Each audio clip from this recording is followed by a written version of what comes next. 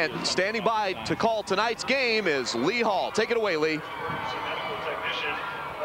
All right, thank you very much. An interesting contest coming up for us. A couple of upset-minded teams. They both defeated #1 seeds to get here. Addison Driscoll taking on Mount Carmel, a suburban Chicago team against one from deep southern Illinois, Dave Butts. And we had a contrast in styles in our 2A game, a contrast in size here in 4A. That's right. It's going to be a kind of a mismatchup. I think the offense for Addison is going to be giving up something like 42 pounds a man to the defense from Mount Carmel. So it's going to be a good contest. And we don't have to worry about undefeated teams. Both teams with at least one loss coming in here. Mount Carmel 12-1, Addison Driscoll 11-2. Let's take a look at the road, how they got here to Champaign. First for the visitors from Addison Driscoll. And they beat Dunlap in the first round 28-7, then got by Lisle 38-19. There's the #1 seed they beat, Pontiac. They beat the #1 seeds, quite an upset there, and then took care of Huntley in the semifinals. The key player, the man for Addison Driscoll, is Victor Arliss, 6'2", 210-pound senior. Right, number 32. He has 2,047 yards rushing. He has 27 TDs, and he has 166 points to his credit, as well as he's the punter at 35-yard average. He is quite a player. We will be keeping an eye on him. Then for Mount Carmel, the home team in this ball game, here is their road, a win over Metropolis Massac County in round 1, 35-14. They beat Nashville 25-8. Mount Zion, a #2 seed, they won that game 25-19, came back in the final minute to win that, and then beat #1 seed Benton, who everyone expected to be here today. And their key player, it all begins with #2, Luke Drone at quarterback. Right, Luke's 6'2", 185-pound junior. He has rushing and passing 2,373 yards. He has 31 TDs, and his completion ratio for attempts is up there in the, I think it's .578. So he's doing a good job there in the completion ratio. And Mount Carmel is without their leading rusher, so he will be an even bigger key tonight. Here's some of the keys for tonight's ball game. First for Addison Driscoll. Now, ladies and gentlemen, here in the starting lineup for the Class 4A state championship. And the offensive line push is #1 for the Highlanders. Right, they got such a big defensive line that they're going against. They're going to have to get into this defensive line and actually make a move on them and stay with them as much as they can. They cannot afford to come off or slide off the box and let these big people into the backfield. They're facing an option offense. Stand by your man. You've got to stay with your assignment. That's right. You've got to be able to not fudge at all. You've got to be able to carry out your assignment and then try to help out, but you've got to execute to make it work. And getting picky, we're kind of playing a hunch there. The defensive backfield for Addison Driscoll's done a good job, and teams that don't often throw sometimes have to in a state championship game. I believe they have 19 interceptions, and that's an outstanding takeaway stat right there. And here for Mount Carmel, score more. All right, let's just go to starting lineups now down on the field. Peach. And now the offense for Addison Driscoll. At wide receiver, #9, Michael Sinise. At tight end, #80, Minor Pressard. At right tackle, #67, Bob Lamantia. At right guard, #59, James Vizella. At center, #50, John Gorgianis. At left guard, #71, Drew DeLucio. At left tackle, #77, Bobby Jacobson. At quarterback, #7, Matt Mahaney. Fullback, #32, Victor Arliss. Halfback, 35, Greg Turner. Wide receiver, #19, Jeremy Netzer. The Highlanders are coached by Tim Racky.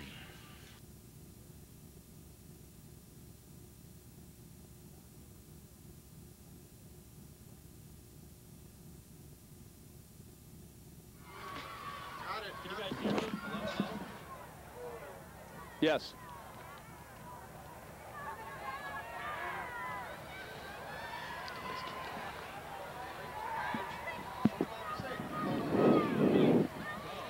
And we are just about ready to get underway here. Let's take a look at tonight's officials for our 4A state championship between Mount Carmel and Addison Driscoll.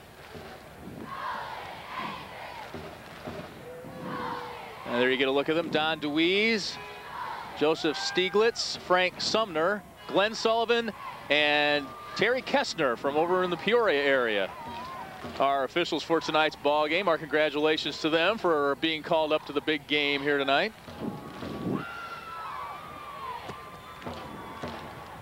And we are just about ready to go here for the national anthem. Apparently not. Okay. I think the weather has really improved from earlier today. After doing that 12:30 game, I think it's actually gotten just a little bit warmer. It's a little bit gusting. Let's take a look at how these teams got here. The map of Illinois, and Mount Carmel way down in southeastern Illinois, not too far from my mom's hometown of Ridgeway, Illinois, the popcorn capital of the world, and the 1973 Class A basketball champs. Mount Carmel won the state championship in 1981 in football, and Addison Driscoll, well, they're just outside Chicago, of course, 148 miles, just about due north. And Mount Carmel, the Golden Aces, will kick off to start tonight's ball game. And the guy that does everything for them is Luke Drone, but apparently they will let their punter kick off here, and that is Steve Wolf, number 11, for the Golden Aces. And what a program. Mount Carmel with 19 straight playoff appearances. That is the best in 4A. The next best, Byron and Canelan, with 9 straight.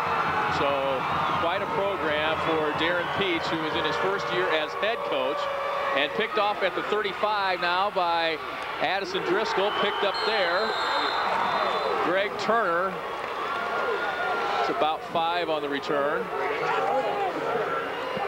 Those deep guys not getting a lot of work out there today. Here's a look at the starting lineups for tonight's ball game. First for the offense, Addison Driscoll, Sen, DeLucio, Gorgianis, Vozella, and Lamantia up front. In the backfield, we've got Mahaney at quarterback, Arliss at fullback, Turner, Sinise, and Netzer at the wide receivers, and Weiner Presser at split end. 1st and 10. And Mahaney flips one out to Netzer out in the flat, and he stumbles and gets back to the line of scrimmage for no gain. The defense for Mount Carmel, the Golden Aces, 12-1 this year. Up front, it's Josh Woods, Steve Isle, Brian Straw, and Chris Johnston. Linebackers, Butler, Conrad, and Buss. We'll be talking a lot about Conrad. And the defensive backs, Brewer, Howard, Grant, and Luke Drone, the quarterback, plays free safety. 2nd and 11, they lost a yard on that one. Here's the give to Victor Arliss, and met there at the line of scrimmage and pushed back by Mount Carmel. Steve Isle with the stop, number 5. Don't see a lot of defensive linemen wearing that number.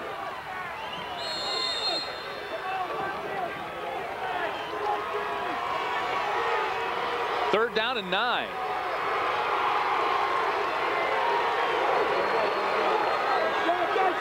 And again, the wind is blowing right to left.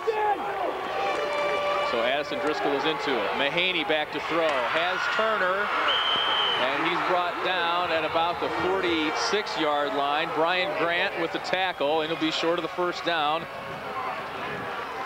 And the Highlanders will go 3 and out on the first drive, Dave. I think they did an outstanding job of putting people right at the point of attack, and they are really hustling. The secondary is really hustling, getting out there and helping bring down the ball carrier. Victor Arliss back to punt. Averages 35 yards per punt. Has a long of 58, but he's right into the wind here tonight from his own 46. Brian Grant, Luke Drone back for the Golden Aces, and that one will just get across the 40. The 38-yard line, a 16-yard punt. We've seen that all day into the wind. The punters have really had a lot of trouble. And it seems to be hooking that way. Everybody hooks him to the left all day long today. Really looked kind of like it came off quite high on his foot. I don't think he was quite prepared. I think he just didn't get it quite far enough. The arm stretched out enough in front of him to get it off the toe. And we get our first look at the option offense of Mount Carmel. Luke Drone at quarterback. A late pitch. Clayton Storkman had to pick it up. And a loss of about 7 on that one. Here's a look at the Mount Carmel offense up front. It's Horton, Haycraft, Adams, Conrad, and Ryan Peach. No relation to Darren Peach, the head coach. And the rest of the offense, Drone at quarterback, Butler at fullback, Storkman and Summers the running backs, Brewer at fullback, and Hamill is the tight end or split end. 2nd and 18. And not much of a gain there for Jacob Butler, maybe a yard. Here's the defense for the Addison Driscoll Highlanders, 11-2 out of the Suburban Catholic Conference. Pokorny, Lathrop, and Grizenko. Up front, Tenuto, Berga, Freeman, Schultz, and Wetzel. The linebackers and the defensive backs, Netzer, Turner, and Sinise. 3rd down, 17. Both offenses struggling here in the early going. And now the option offense goes to 5 wideouts. Little bump there before the pass, and there's a flag. It's incomplete, and I think that it will be pass interference against Addison Driscoll. That was a... Here's another look at it.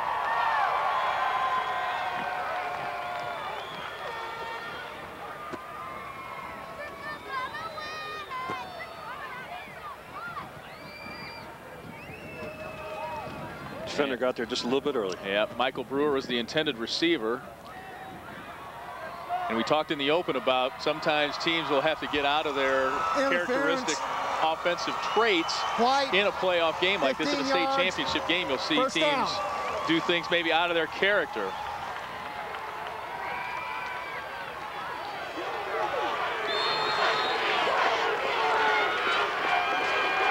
First down to 10 from the 45. Here comes the Driscoll defense, a blitz, and Drone is down. Jason Schultz with the sack. And lucky he didn't get called for a fumble, I think.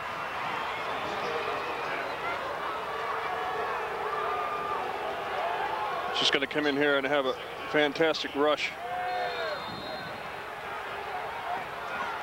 Brown caused the fumble. It'll be 2nd and 14. They got to slow him down. They just can't let him blow in like that. It's only a 3-down defensive line. And offense has the advantage. And Luke Drone has to do a little work on his helmet after hitting the turf pretty hard there on that sack. He's got to come over for an equipment repair.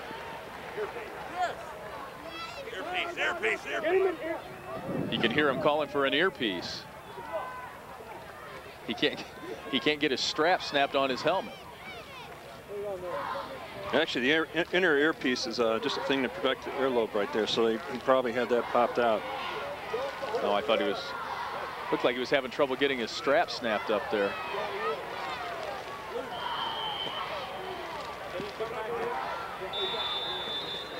And Mount Carmel's forced to take a timeout with 8:01. There's a look at those offensive line numbers for Mount Carmel against the Driscoll defensive front. 224 to 205. So Driscoll's given up a little weight, a little size that way, but Tim Rackey told us earlier this week it's going to be his D-line and linebackers against the Mount Carmel offensive line. He knew they were going to face some heavyweights, and it's going to be their speed against those big guys. They got to get in front of them. They got to stay in front of them and actually have the big guys move them out of the way. In other words, you want to make the defensive man work all game long to move the bodies out of the way. You can't let them just run up the field. You've got to stay in front of them as long as you possibly can. Try to wear them down. Here's a look at the play calling. Mount Carmel. The rushes versus the pass.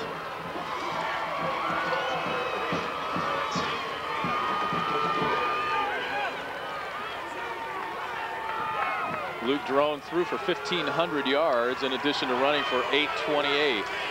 And since Mark Crumley, their leading rusher, went out with a torn MCL and ACL in the final game of the regular season, the entire offense has had to pick it up a little bit for the Golden Aces. He flips one out here to Brian Grant. He's wide open.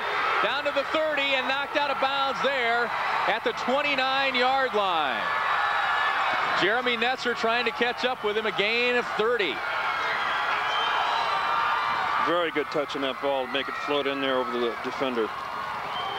I actually think it hit him quite in stride. It's going to come out, head upfield. Brian Grant's a defensive back, and we just got done talking about Mark Crumley and how he was knocked out of the lineup. Brian Grant has come over from defense to help the Aces out on offense. 1st and 10 at the 29.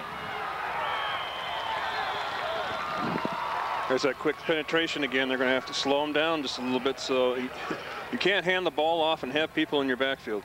That was Jacob Butler, the fullback. Got 5 on that one. 2nd and 5. And that quick hit from Drone to Grant has Mount Carmel inside the 25-yard line. 2nd and 5. 7:25 to go here, first quarter. No score. Addison Driscoll and Mount Carmel. Drone hands off to Storkman, and he's down at about the 20-yard line, a little bit short of the first down.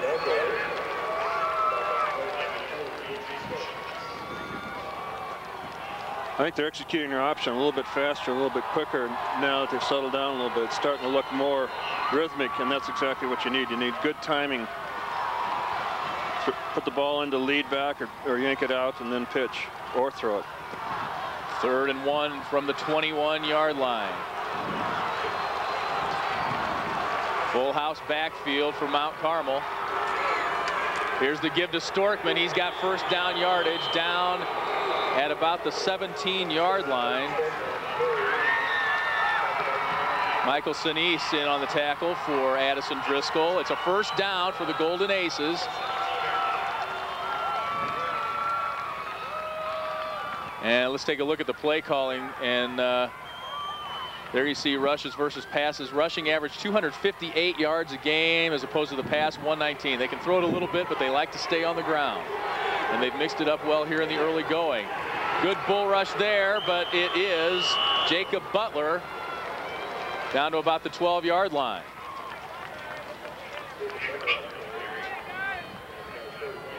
He had 78 yards and a touchdown in the semifinal win over Benton. 2nd down and 5 again. They are getting some good yardage on first down here in this drive. 10th play of the drive for the Golden Aces. Luke Drone under center. And the give is to Butler, rather, and he doesn't go very far. Met at the line of scrimmage by several of the Highlanders. Take another look. Defense is going to do a good job of standing this right up on the line of scrimmage. They've got more people over in this section of the ball. They're going to come up and fill, and that's going to prevent the ball carrier from going anywhere.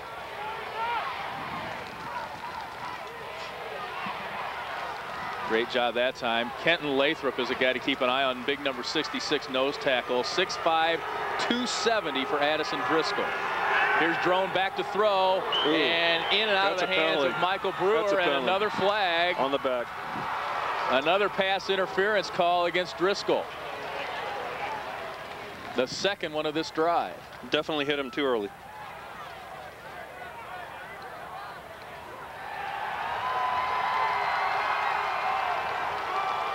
Call is holding.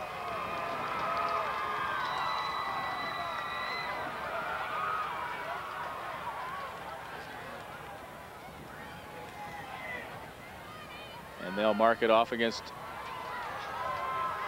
Addison Driscoll.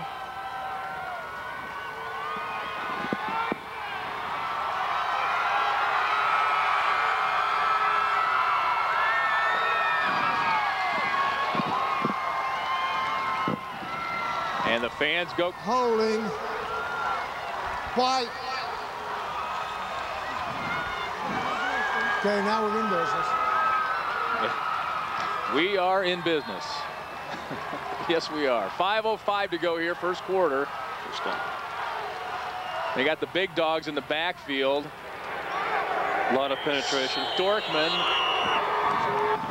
on first down and goal. And Jeremy Netzer up for the tackle for Addison Driscoll. They bring in some big hosses there on the short yardage rather. Big number 5, Steve Isle, defensive lineman, was in there. Provide a little blocking.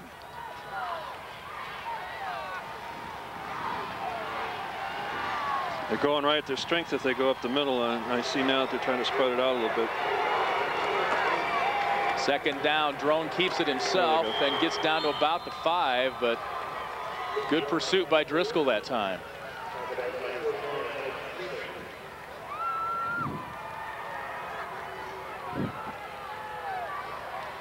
Driscoll's really come alive here. They're starting to get more guys to the ball. Before they were just getting cut off, but now they're putting more guys at the ball. There's Luke Drone, just a junior, but a great leader for this Golden Aces team. He's back to throw again, lofts one up for the corner, and it's caught for the touchdown. Brian Grant from 5 yards out, and Mount Carmel is on the board 6-0. Very nicely thrown ball, nice touch, definitely covered, tight coverage on him. He was able to just get him right before he got out of the end zone. Good concentration on the receiver. 19th touchdown pass of the season for Luke Drone, who threw for over 1,500 yards to this point.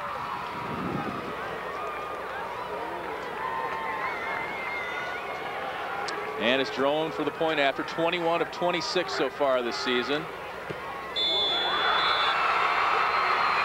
That one is up and good, and it's Mount Carmel on the board first. A 7-0 lead here at Memorial Stadium. 3:45 to go here, first quarter. Back with more from Champaign after this network break.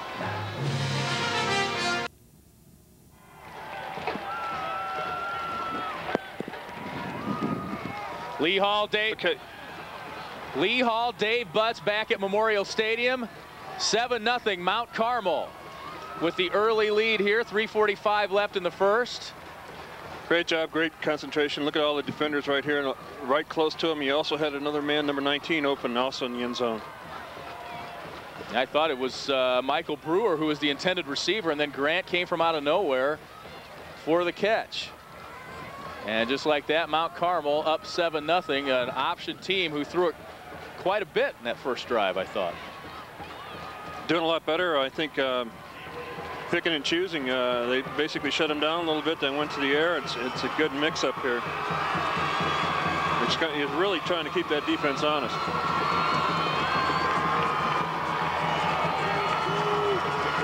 Steve Wolf will kick it off with the wind at his back for the Golden Aces, up 7-0. A deep kick all the way back to the 3. And Michael Sinise will just have to down it there. And here comes Mount Carmel's good luck guy. There he goes. Good hustle, buddy. It's worked so far for them. 12-1. Mount Carmel coming into this ball game. Their only loss of the year was to Bethalto Civic Memorial, 28-21 in week 3. And they've been on a tear ever since. Addison Driscoll begins at their own 20. Here's the pitch to Victor Arliss, who has had nowhere to go so far in this ball game. Great penetration save. Jason Schultz, the inside linebacker, with a tackle for Mount Carmel. Great penetration on the outside. Came up and brought 2 defenders with him. Here's another look at it.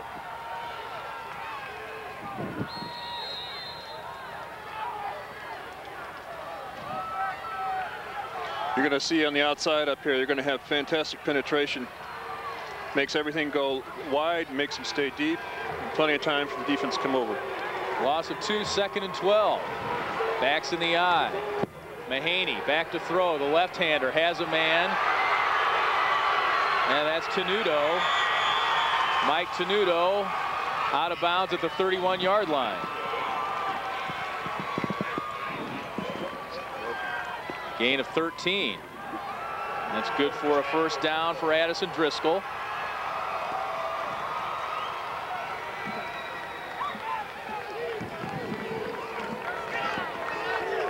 And the Highlanders look to answer Mount Carmel's early touchdown. First down and 10 for them at the 31-yard line. Matt Mahaney, the junior, in the shotgun. And a quick snap to Victor Arliss, trying to catch Mount Carmel napping maybe, and he got loose and he's going. He's across the 50 down to the 40, the 30, one man to beat. Now another guy comes up, Clayton Storkman with a hustle, and it'll be coming back anyway. There was a clip on Addison Driscoll at the 24-yard line. 59-yard gain, but it's coming back a ways. It's kind of just a shuffle up the middle. He does a fantastic job of keeping his feet. You know, there's a great shot on him, another shot, a lot of arm tackling. He's still doing out. This is a great defensive move right here, try to cut off the backside here, and great effort.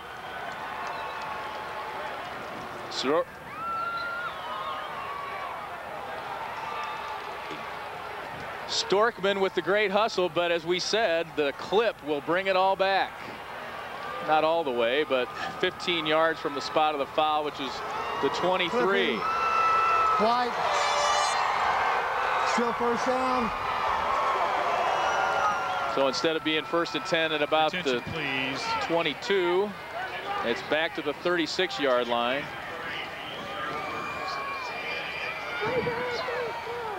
Still a big gain for Addison Driscoll and Coach Tim Rackey in his 4th year, 36 and 10 as he gets in a word with the officials. 2:33 remaining, first quarter. Mahaney back to throw. Good coverage there. Tenuto was covered as he came out of the backfield. Gave him great protection. It's just like a regular horseshoe there. No penetration. The defensive line is standing up on a line of scrimmage, looking in the backfield instead of staying low, coming off the ball and trying to get some penetration. And here's how much the Driscoll offensive line has given up. As you said earlier, Dave, Mount Carmel defensive front, 243 pounds the average across the line. Just 200 for Addison Driscoll. Big difference in size. Mahaney back to throw on 2nd and 10. Then has to take it himself inside the 35. Got maybe a yard or two. Give good credit there to the secondary. Everybody was covered.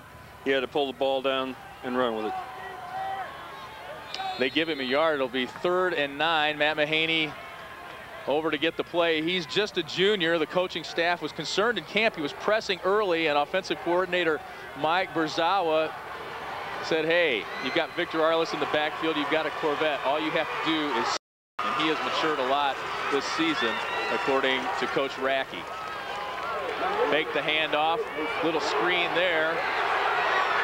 And it's Turner struggling to the 32-yard line. Jacob Butler in on the tackle. And it'll be 4th down for Addison Driscoll. Mark Carmel's doing a fantastic job hustling to the ball. Wherever the ball is thrown, wherever it's completed, you see everybody sprinting to the ball. When you have people like that, they're not going to get very far, because even if the first guy doesn't get him, the second guy will. 37 rushes a game for Addison Driscoll compared to 11 passes. They're 4th and 6 now, and they're going to go for it at the 33. Mahaney back to throw. He's got a man, and a great job there. Number 41, Tyler Buss, outside linebacker. Just a sophomore. Got some hops there and knocked it out of the air. Quarterback really doesn't look that play off at all. He kind of stays with the receiver the whole time. His head's turned, and he's obviously watching just one receiver right here. He's got to look maybe a little bit to the inside, but he just stays with this man, and that tipped off the defense to, hey, this is the primary receiver I'm going to. Great hustle by the linebacker Buss to get out to the sideline there. 1st and 10 for Mount Carmel from their own 32, and Drone is met after a gain of about 2 and sandwiched there by Mike Freeman, 6'2", 220 senior. Number 49, we'll probably be hearing a lot about him tonight. Mike Freeman's doing an excellent job. I mean, he's tackling, yes, but if you see in a lot of the penetration, he's the one who's coming across the field, putting pressure on the quarterback and doing a lot of disruption. 2nd and 8, 25 seconds left, first quarter. Man in motion. Now the handoff is to Storkman, and he's met at the 35. Freeman in there with a couple of friends. And Addison Driscoll's team leader in tackles, Mike Freeman, with another stop that time. The offense is going to have to stay with their blocks a little more. That tackle came from behind. So they're not slowing them down any. They're going to have to stay with them a little bit. That tackle came from behind. And we are done with one. The end of one quarter. Mount Carmel with a 7-0 lead over Addison Driscoll. We'll be back at Memorial Stadium in Champaign after this local break.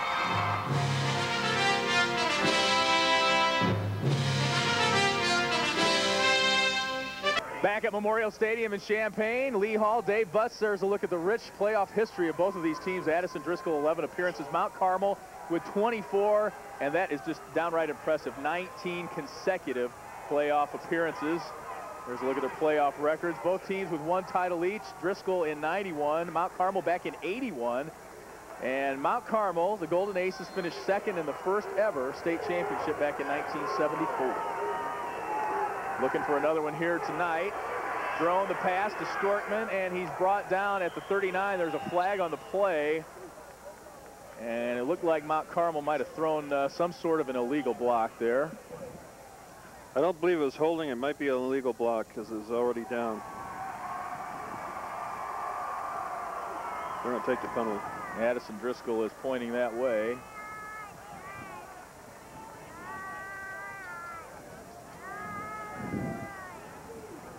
This Addison Driscoll team lost to Oregon in last year's semifinals. And Oregon went on to lose to Harrisburg in the 3A championship game. Flip. Decline. 4th down. So it's 4th down and 5. And Steve Wolf will punt it away for the Golden Aces into the win. Let's see how he does. From his own 37. The punters have struggled with it all day. That's one of the better ones we've seen. And it's Turner at his own 30, now to the 40, 45-50. One man to beat, and he falls down at the 38-yard line. All he had to beat was Steve Wolf. That was the only guy standing between him and orange pay dirt at the other end. 30 yards on the punt return for Mr. Turner. Take a look at the first half numbers. First quarter, excuse me. Big rushing quarter for Addison Driscoll. They outgained Mount Carmel, but trail on the scoreboard. I believe that's one of the first running backs we've ever seen fall. Here's the give to Arliss. He's through a couple of tackles and brought down, forced out of bounds at the 16-yard line. Gain of 21. Big run, the first one of the night, really, for Victor Arliss, the 6'2 senior. Here's another look at the guy they call the Pig. Arliss does a fantastic job at just keeping his legs moving, and obviously he's going to make a move to the outside. Uses his blocker extremely well, and just keeps chugging away, lowering the head, lowering the shoulder, and makes up a lot of yardage. Over 2,000 yards in the regular season. He gives Addison Driscoll a 1st down and 10 at the 16. Here he is again, and it looked like Brian Grant got in there and got him right at the line of scrimmage, gain of maybe a couple. On a big guy like that, the defense is going to have to go a lot lower on him. They can't allow him to try to take him upstairs. He's so strong and big. On a runner like that, you have to go lower. The lower you go, the more advantage you have as a defensive player. Brings up 2nd and 8 for Driscoll Catholic. Mahaney the pitch to Arliss. And doesn't break the tackles that time. Met by a host of Mount Carmel Golden Aces, Mike Conrad, the team leader in tackles, in there on the stop. You know, defense right now is keying on him. I'd probably use him and make him go on motion and either keep it or something like that, because they're following him.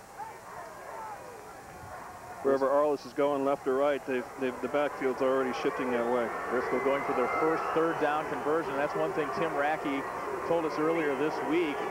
They've been able to distribute the ball when teams try and key on Victor Arliss. Here's Mahaney. This is the guy he was talking about who's been able to distribute the ball. That one just a little too far for Greg Turner, the intended receiver, and that'll bring up fourth down.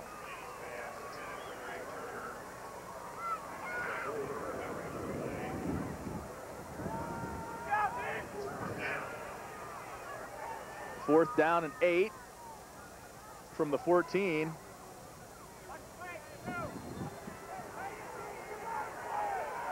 And they will try the field goal. Rich Albreski, 3 for 7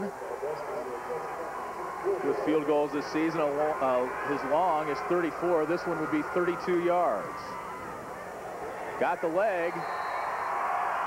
Up and good for Albreski, and Driscoll's on the board.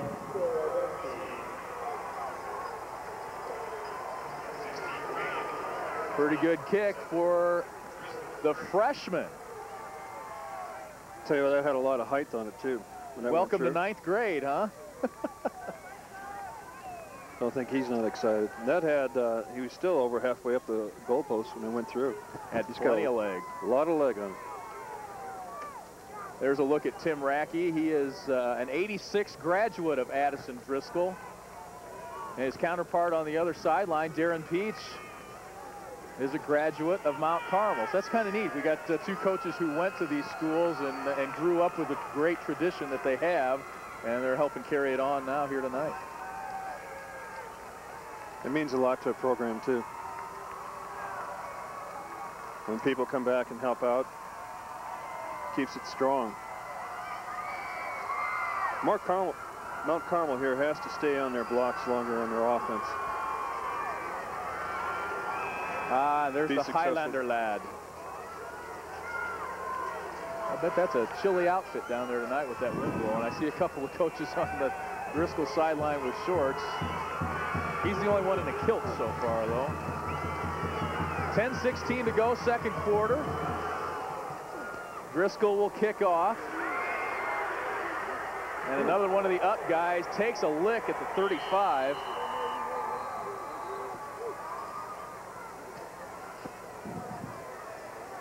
It was Mike Cheeseman on the return. There's a look at the numbers on the Driscoll scoring drive. 5 plays, 49 yards. Minute 30, and Albreski, the freshman, with the 32-yard field goal. Calm and cool out there in the state championship game. So Mount Carmel's lead is now 7-3, and they take over at their own 35. Drone fakes the handoff, then pitches at the last minute. And that is number 22, Jake Summers, a backup running back. And he is out to the 37. Gain of 2. It's 2nd and 8. Drone almost waited too long on that one. Penetration by the defense took out the quarterback and also the lead running blocker. So, I mean, they've got to stop some penetration. They have to stop that to allow their offense to get outside and have the option work. 2 guys were taken out by 1 player right there. I was surprised he got the play off. 2nd and 8, Mount Carmel. Flags on the play.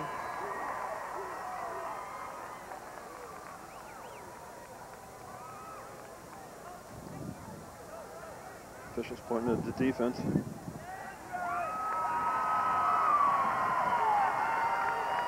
Driscoll moved early. Dead ball foul. Encroachment. 5 yards. 2nd down. My kids do that to my personal space a lot. A lot of encroachment going on. 2nd down and 3 from the 42. Man in motion, drone to throw, has a man. It's Storkman at the 40, down to the 30, the 25, and brought down inside the 25-yard line by Michael Sinise. 35 yards on the pass play from Drone to Storkman, who averaged 17 yards a catch during the season. Good pass play. It's about a 2-step, 3-step drop right here and floats it right over the defensive. There you go. Way to put it away and run with it. Clayton Storkman. His nickname is Freak. They mean that in the best way possible, of course. It's my wife's nickname for me, by the way. 1st and 10. Here's Drone on the option. Keeps it himself down to the 15. And tackled there by Michael Sinise. And his defensive backs making tackles, and that's not good if you're on defense. Right, Mount Carmel's definitely finding holes and seams in that line. Big guys might be a little bit tired and probably not used to this type of continual punishment from an offense.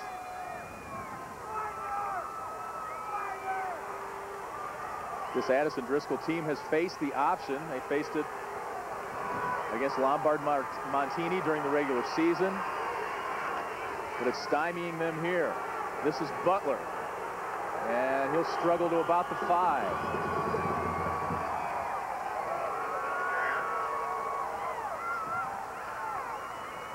They faced Dunlap, Lyle, both in the playoffs. They ran the option. Probably didn't run it quite this well. And they did a good job of playing outside of tackles here. They're all coming down the line of scrimmage and then upfield, leaving the defensive line right there on the line of scrimmage and really cutting them off. So they're really playing outside the 3-down defensive linemen. 2nd and 4 from the 5. They can get a 1st down without scoring. Here's Drone with it again, and he'll fall just maybe at the 5 or maybe inside the 5. Bring up 3rd and 4.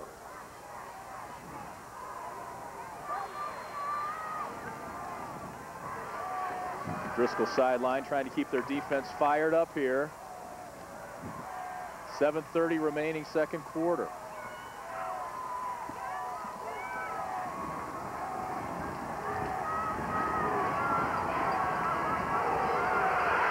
Mount Carmel looking to go up 13-3 here. Drone on the option.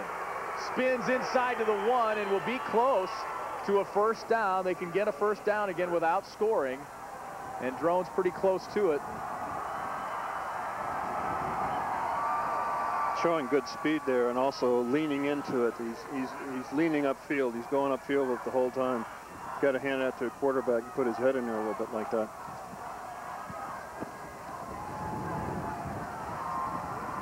Officials timeout for a measurement here. He's pretty close, but looks like from where the down marker is that he's short. We'll see.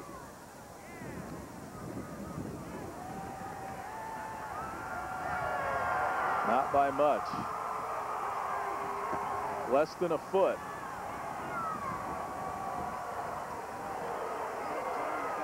And Mount Carmel will go for it. Actually, they're waving and calling timeout. Darren Peach wants to talk about it. Mount Carmel will take timeout on 4th and a foot from the 2-yard line. 7-3 our score. Mount Carmel looking to add to that lead when we come back from this local break.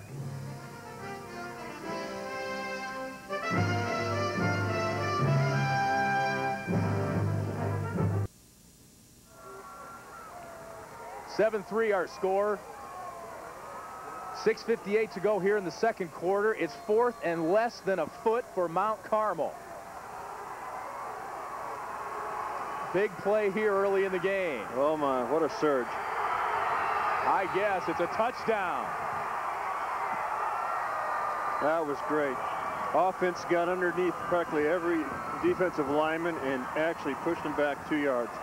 What a surge. Luke Drone on the keeper, his 14th rushing touchdown of the year, and Mount Carmel's off to a 13-3 lead.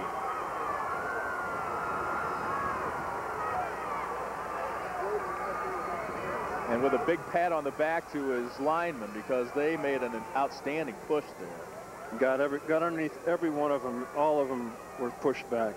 Every one of the defensive interior linemen were pushed back. That's awesome. And Luke Drone will try and make it an 11-point lead. Jake Howard is his holder.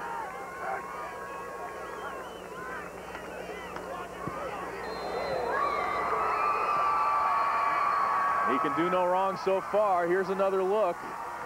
Watch how low this offensive line gets on this defense. See how they're all underneath. The defense is up over the top, and they're getting pushed up. Anytime you stand up, you're at a disadvantage because you cannot have any force, any momentum. You've got to get low again. The offense just came out underneath their shoulder pads, got them up in the air, and pushed them back. Fantastic surge from an offensive line. They should be very happy about that. And the Golden Aces take a 14-3 lead. Here's a look at the scoring for Mount Carmel. Almost 38 points a game on offense during the regular season and giving up 12. And the numbers adjusted a little bit, but the results the same for Mount Carmel. Not Chicago Mount Carmel, not Carmel, Mount Carmel down in southeastern Illinois. Regular season scoring for Driscoll, 27.4, only giving up 9.6. They're scoring more, giving up a little more in the postseason. Steve Wolf kicks it off, bounces it down to about the 30, picked up there, and here comes Addison Driscoll. Nick Gebhardt, number 28. He's still on his feet at the 30, down at the 20, and inside the 20, Nick Gebhardt. One of the up guys on the kickoff return team, a junior, a 55-yard return. How about that for Nick Gebhardt, a guy who probably doesn't see the light of day very often in the lineup, except for special teams, and he gives a big boost to his team here. 55 yards, Dave. Unbelievable. Just the way he cuts back and forth now. He's going to come all the way over here. Now he's going to cut way back. Eventually here. And he is running. He is definitely running. This might be a momentum changer for their team. 1st and 10 for Addison Driscoll from the 18. Give it to the big guy. Here's Arliss. He's down inside the 10.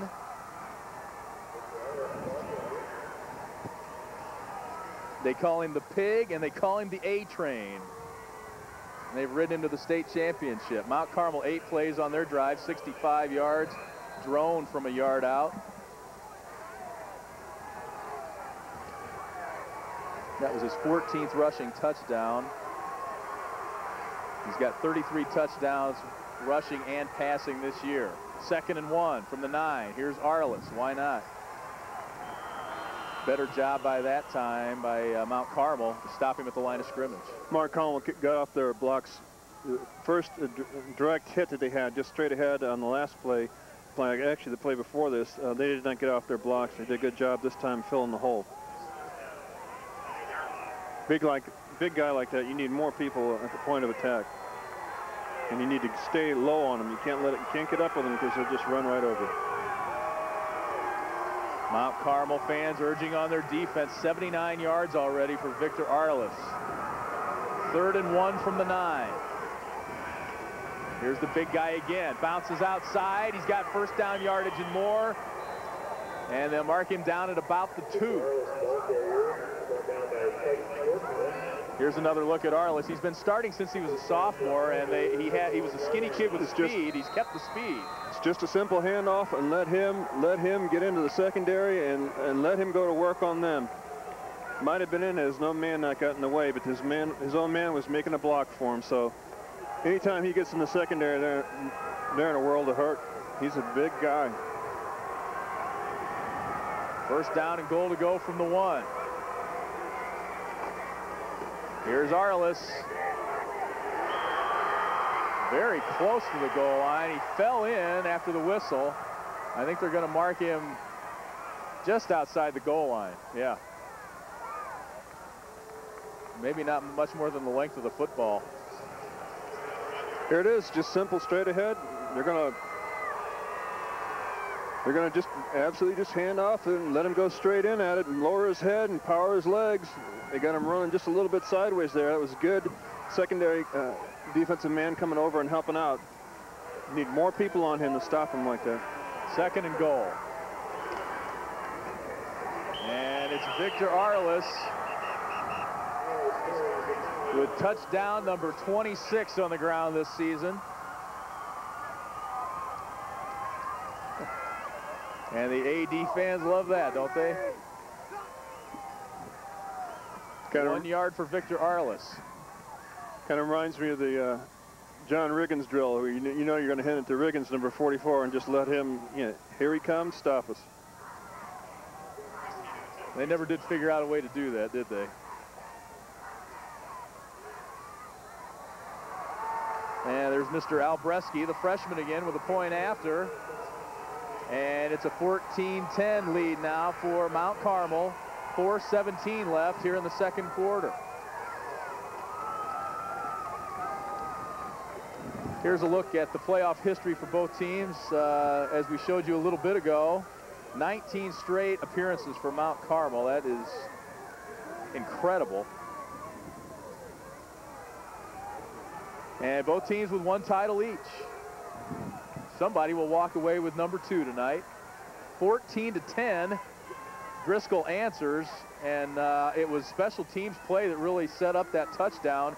Nick Gebhardt, who's a backup cornerback, with that long 55-yard kickoff return, put Addison Driscoll in great shape, and Victor Arliss gets the touchdown. 4:17 here in the first half. Ryan Andrioli will kick off for Driscoll, and it's picked up there by Storkman. And he's brought down at the 21-yard line. Good pursuit by the kickoff team for Addison Driscoll. Here's another look at the touchdown.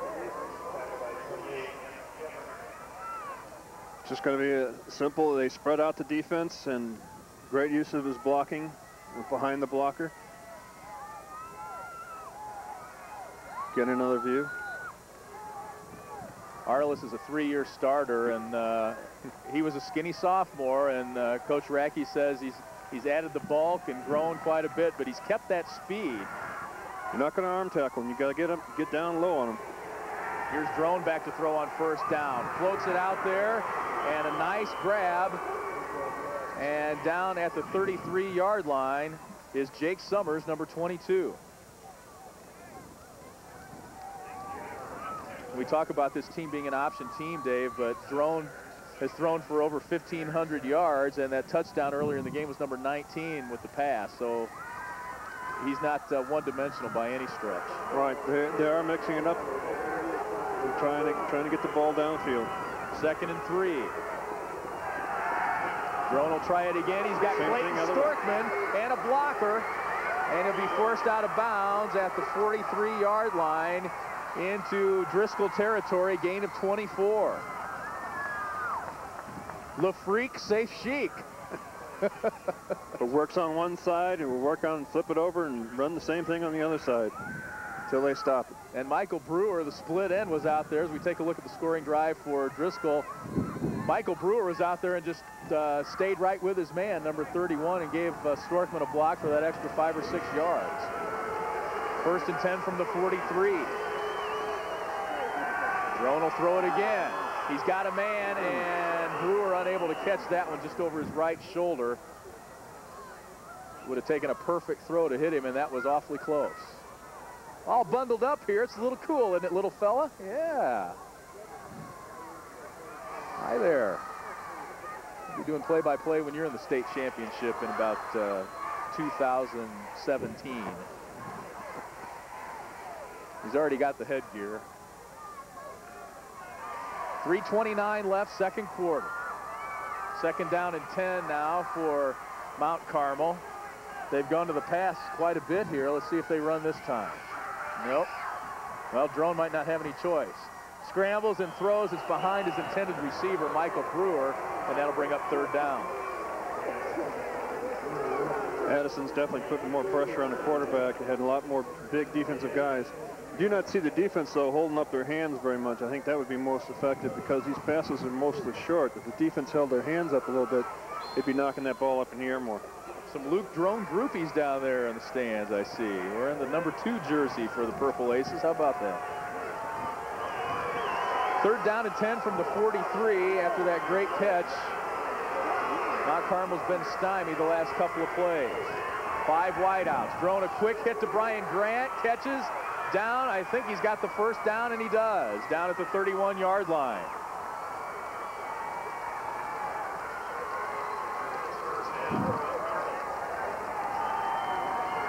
Here's another look at option offense with 5 wide receivers. He's just going to come up, take about a 3-step drop, and let it go. There's somebody trying to get their hands up. Great catch. Great catch. Diving like that to the inside. That's concentration. 1st and 10. Drone will throw it again. And they like throwing that little loft and try and get it over the defender, and that one's incomplete. Intended for Storkman.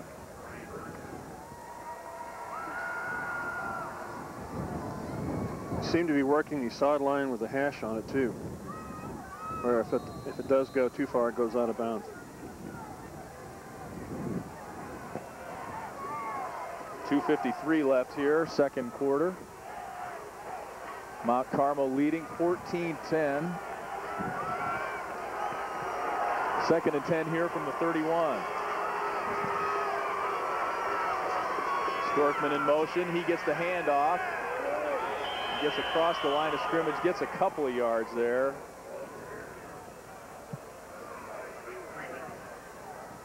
And that'll bring up 4th down. I'm sorry, it's 3rd down now. It'll be 3rd down and 8 now for Mount Carmel.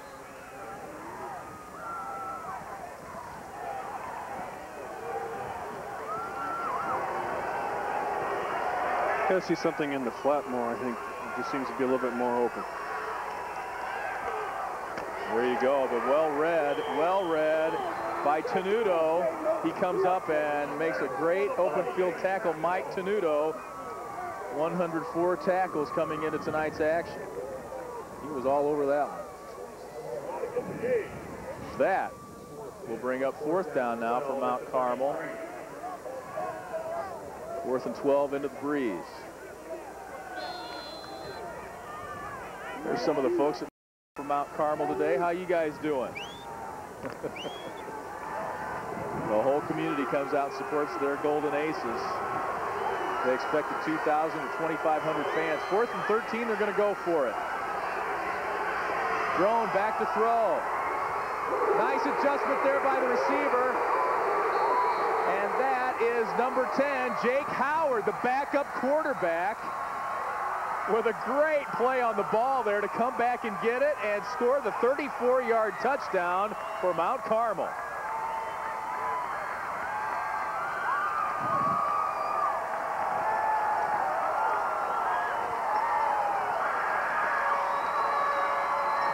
Jake Howard sneaks into the game and gets himself a touchdown. And it's 20-10 pending this extra point try by Luke Drone.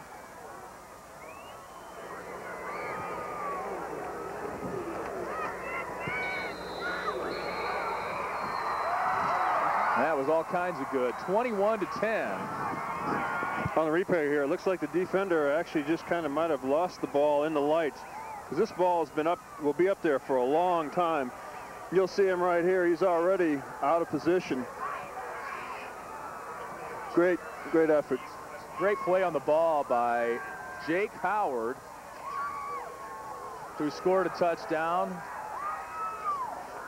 in the win over Benton in the semifinals, and he comes up with a big touchdown catch here. And we talked about this team having to pick it up for their injured leading rusher, Mark Crumley, who tore up his knee in the final game of the regular season. And man, this Mount Carmel offense is running like a top here. Well, that play actually really was basically underthrown. The defensive back was already took himself out of position, and the ball was actually underthrown, and the receiver had the concentration and the forethought to come back and get underneath the ball, and then do a great job after he caught the ball getting in the end zone.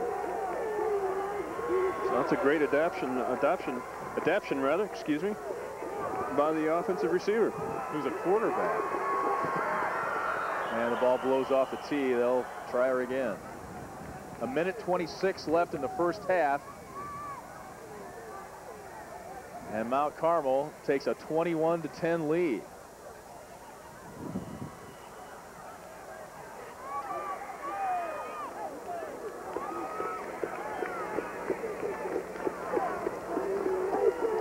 Driscoll Catholic won't have a lot of time to try and get back in it before the half. They'll have 1:26 little less than that after the kickoff.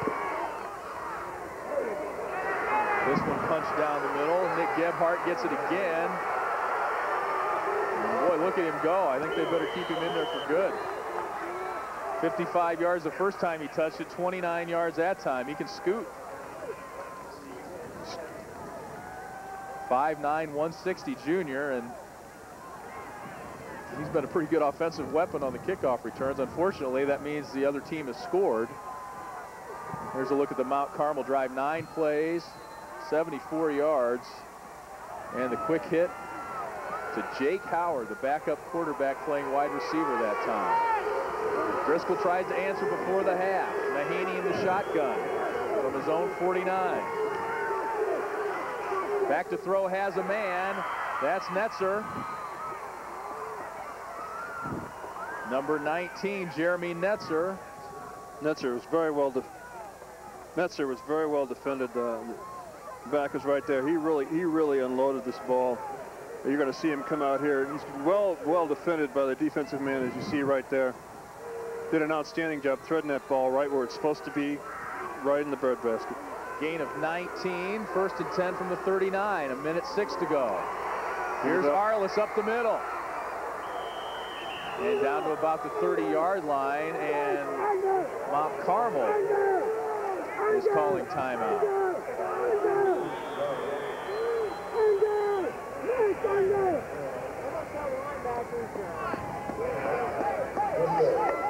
I thought the Mount Carmel, I couldn't understand why the Mount Carmel sideline would be calling for a timeout.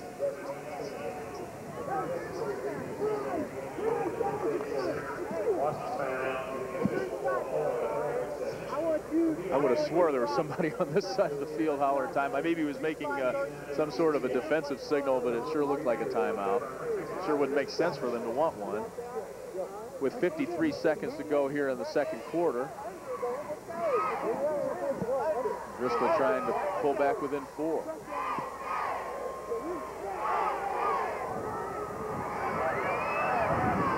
It's time for that defensive line to rise to the occasion here. They've got to get off the ball. They've got to get up. They've got to get off the blocks, get some penetration, and stop this passing, because that's even penetration helps also in the run. 2nd and 1 for Driscoll Catholic. Mahaney fakes the handoff, has a man open.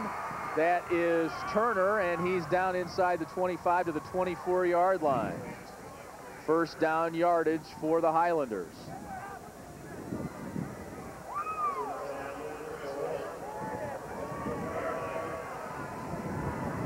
It's going to be they're going to do a good job here faking it. They're going to hand it to their big back, and all of a sudden that holds the linebackers. That allows them to get out in the open, and obviously he does a good job trying to turn it upfield, but it's a good job open field tackler.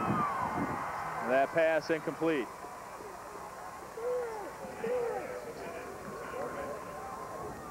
.37 seconds left now in the half.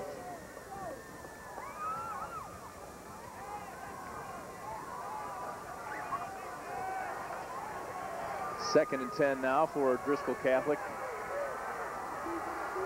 We're looking at a player out over there on the Driscoll sideline.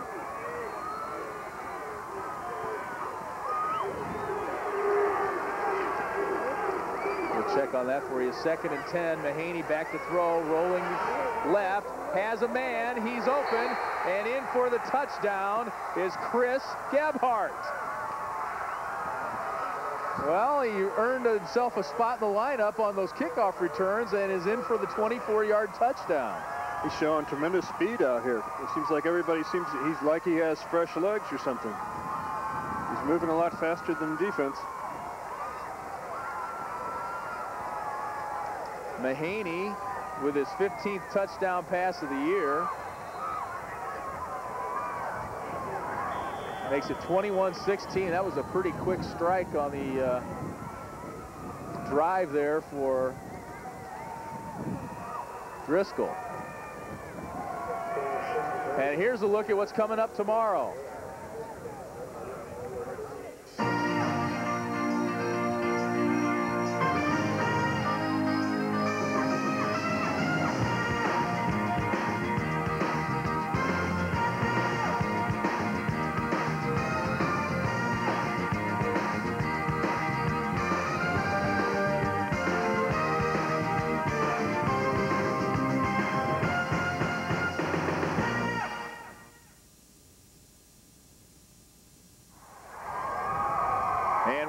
forward to that tomorrow. 21-16 our score here. Driscoll going for the extra point here to try and pull within 4, unless, of course, they go for 2.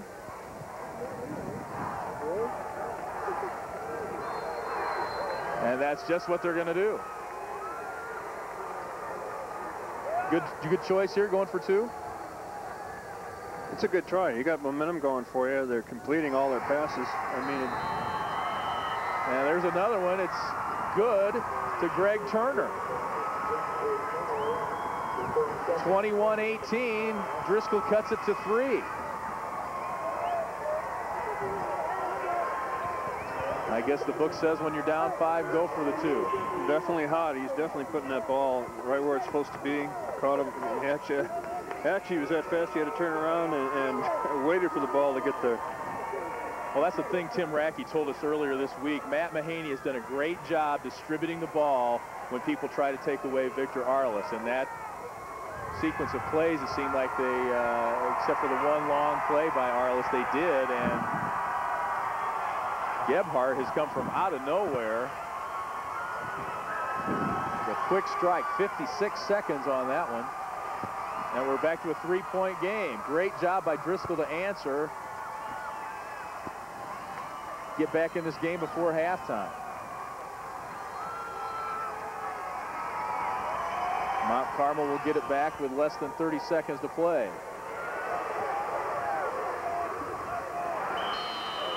And the return's out to the 33-yard line.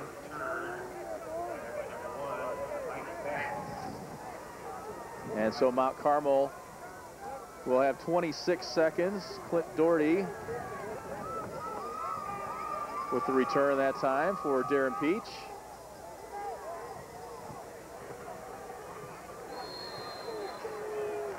Served as defensive coordinator for 10 years, was a volunteer assistant for a year before that, and this is his first season as head coach at Mount Carmel, but he knows all about the Golden Aces tradition. Here's the handoff to Jacob Butler, and he'll have a first down at the 44-yard line. 21 seconds left in the half.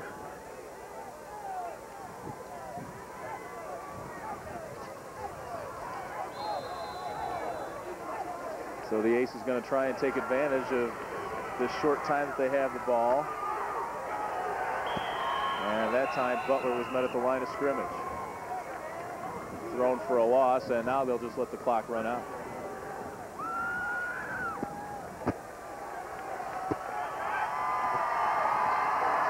Pretty exciting first half of football here for the 4A state championship. Mount Carmel took a 21-10 lead, but Driscoll answers right back. They're coming back. They're doing a great job. Actually, their quarterback, I think, has been the key here. He's been able to pinpoint receiver down here, and I think, what was it, on the 20-yard, 15-yard line, and kept the drives going. He's putting it right in there. And they're showing some life. You know, that big turnaround they had down here earlier in the quarter, I think, really brought them to life. And they're starting to really hit people, get into them more. And I think Mount Carmel's just kind of taking back a little bit. They're kind of snowballing them a little bit, it seems like. For a couple of teams that are known for running the ball, they've been able to throw it very efficiently tonight. 21-18, our halftime score. Let's go downstairs. All right, thanks a lot, guys, Lee and Dave. And I was standing by live with Addison Driscoll, head coach Tim Rackey. And Tim, what a first half. Yeah, we knew it was going to be a battle. I mean, we're used to these type of games. I'm a little disappointed in our pass coverage. Our technique is not what it should be. We wanted to stop the option, make him go to the air. He's getting too much time to throw. We're getting cut up front. Our linemen got to get off the cut block deep enough, and we just have to have better coverage. It's just our DBs are getting too high, and we look a little lost out there, and it's unlike us in the defensive backfield. Real quick, Tim, how big was that score for you guys right before the half? Oh, that was huge. We've done that a few times this year, and a little momentum's going to help us, and I just got to be the defensive coordinator. I have to take responsibility and stop this passing game and this option.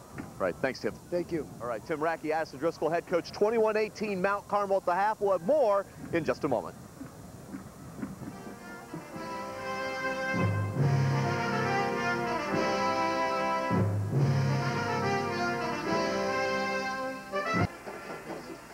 21-18 our halftime score. Mount Carmel leading Addison Driscoll 21-18. Let's take a look at those first half stats in just a minute. And there's a look at them. 97 yards on the ground for Driscoll compared to 47 for Mount Carmel. 146 yards total offense, or rather that's, that's passing. 193 yards total offense for Mount Carmel, 159 for Driscoll. Those total numbers not that far off, and the score's pretty close to indicate that.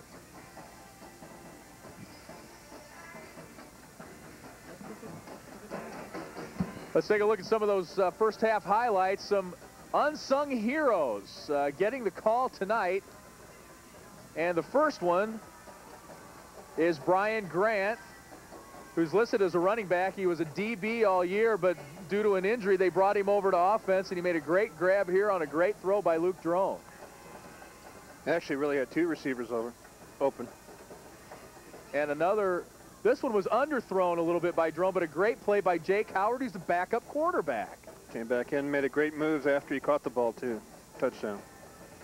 Darren Peach bringing all the tricks out of his hat here tonight. Addison Driscoll answered.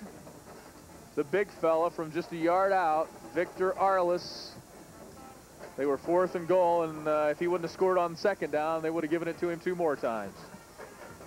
And then another one of our unsung heroes tonight, Nick Gebhardt, 5'9", 160-pound junior, had 2 long kickoff returns. So coach puts him in with the starters, and all he does is go in for a touchdown on a nice throw by Matt Mahaney. And you give big thumbs up to Mahaney on the way he's throwing the ball.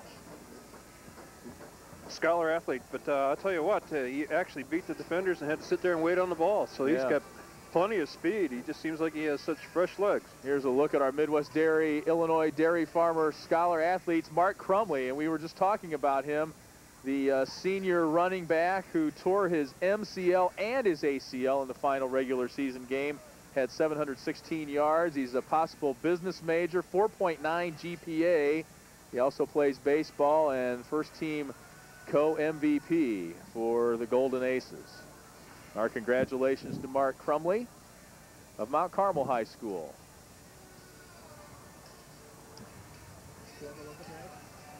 (21-18) our score. Back after this local break.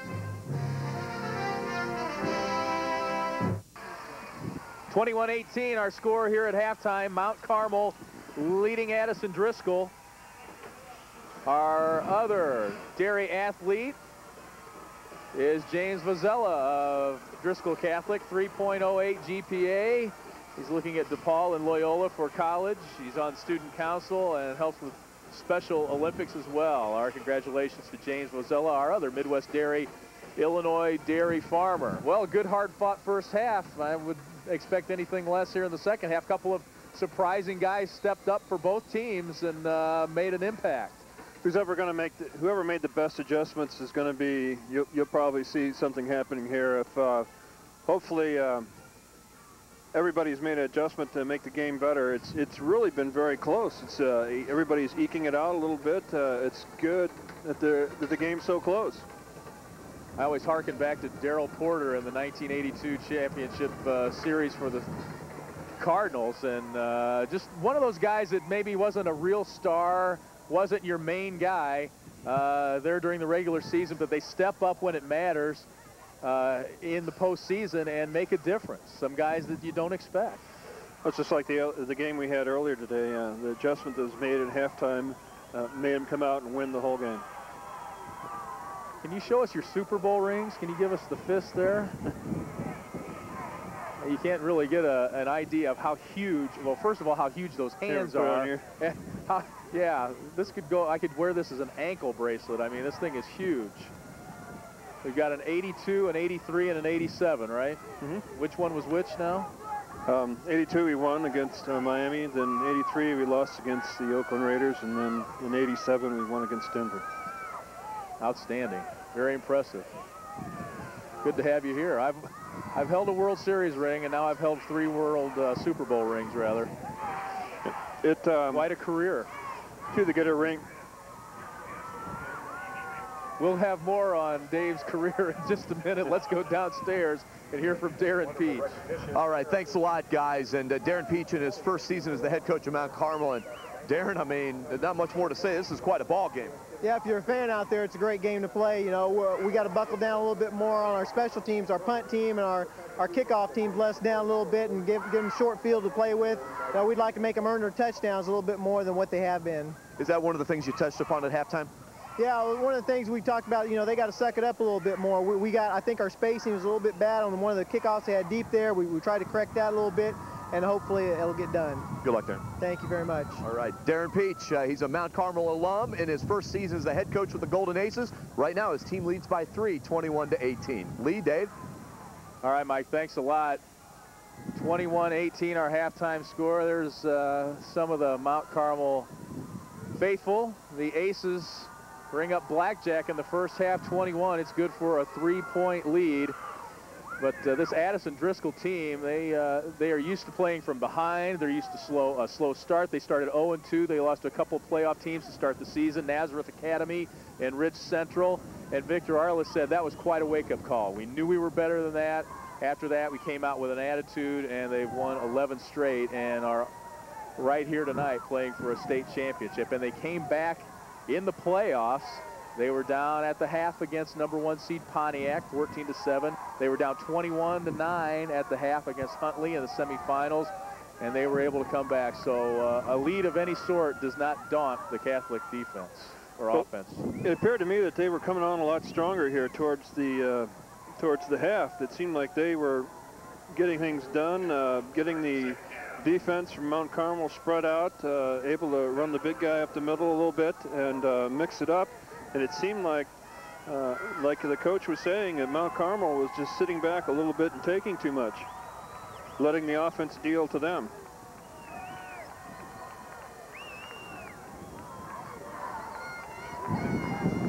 The Golden Aces, I keep wanting to say Purple Aces because that's Evansville, and that's right in Mount Carmel's neighborhood, but it's Golden Aces.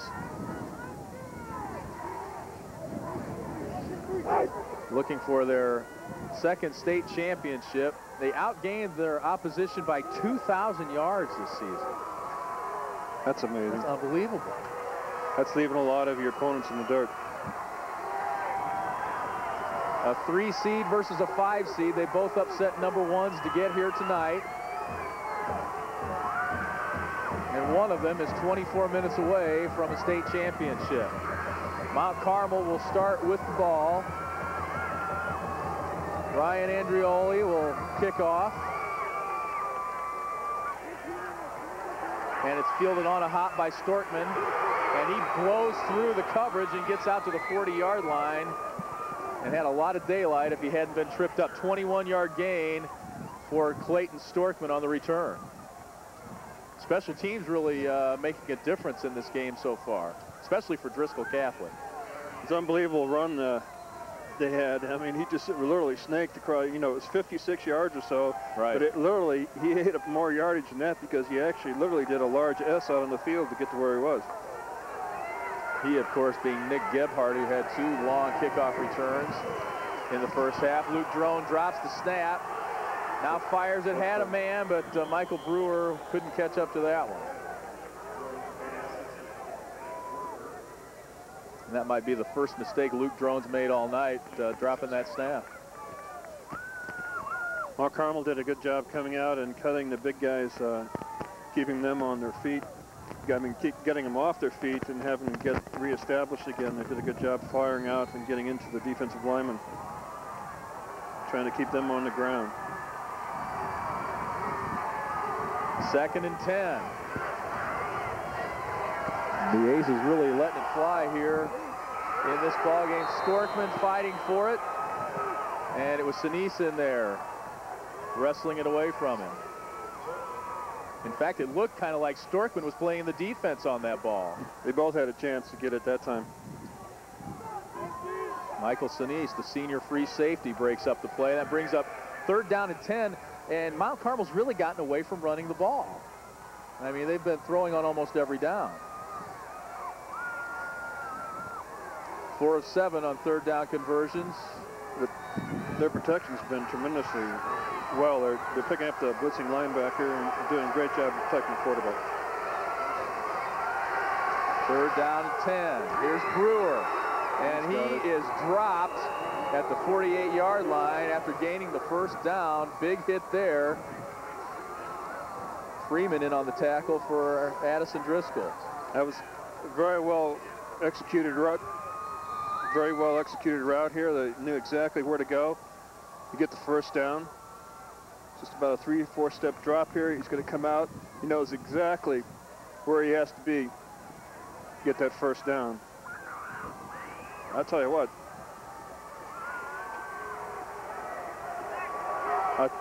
For a moment there, I looked up and I said, they didn't give him the 1st down, but I see it is. Yes, 1st down and 10 from the 48. Here they go. Thrown back to throw again.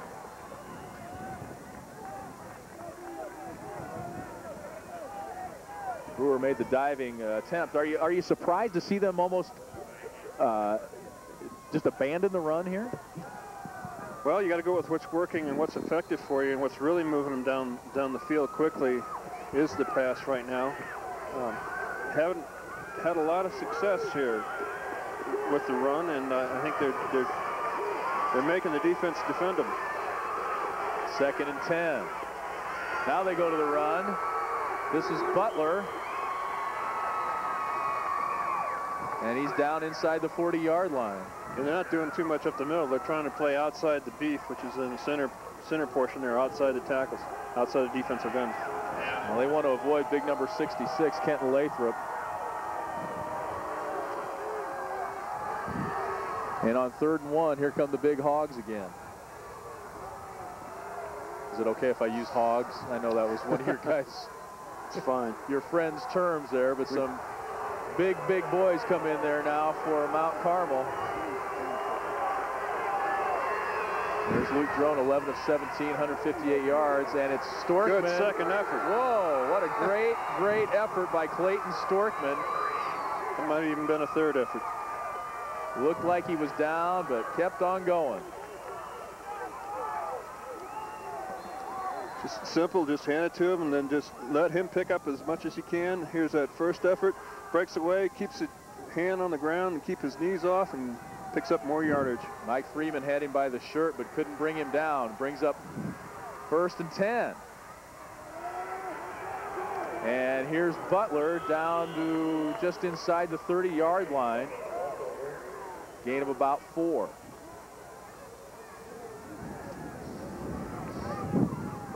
So we're seeing them all of a sudden attack as soon as I said that, now they start attacking the middle and going right up the gut with it.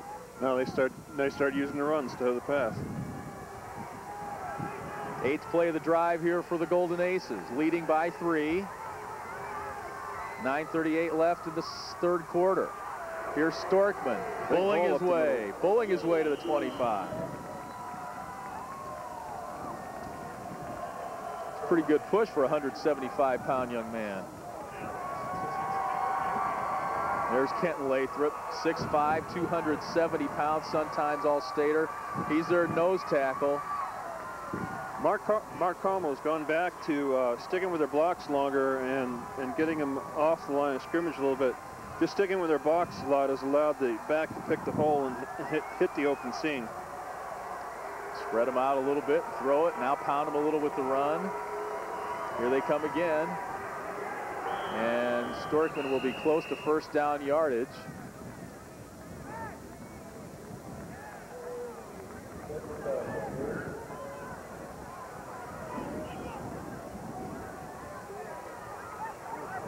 He's very close. I don't know if they can eyeball this one all the way to the sideline. They may have to measure.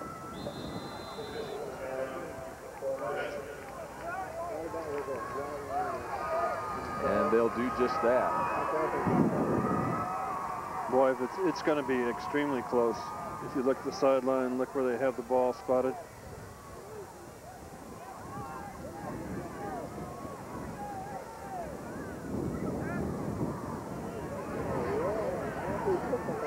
By a nose.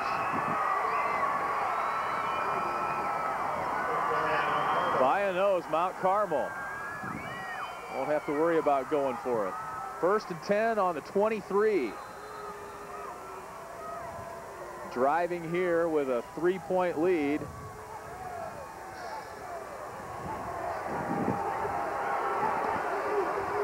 I believe this is the 10th play of this drive. They've really got a good one going here. Throwing hands off to the up man. That is Butler. He's down close to the 20-yard line.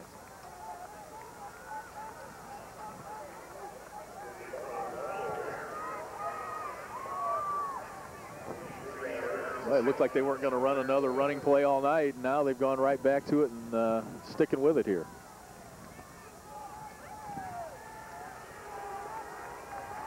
And the Driscoll defense can't seem to stop it.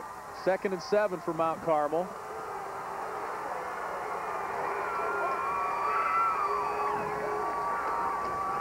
Man in motion. Drone keeps it himself. Now pitches at the last instant to Storkman,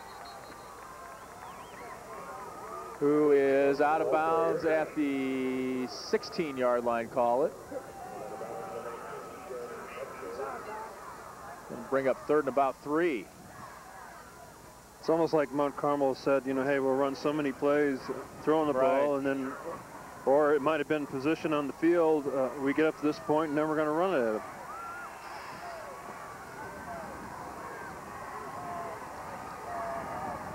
Tim Rakey saying at the half that he's the defensive coordinator, and it's his job to figure out a way to stop this Mount Carmel offense. Here's the handoff. Butler. Forward progress. He's going to be very close again to a first down.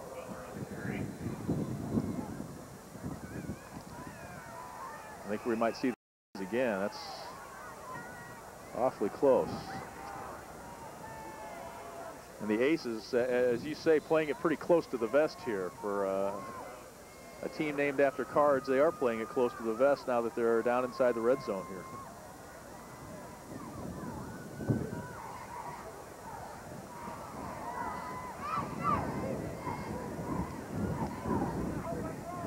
I don't think they have.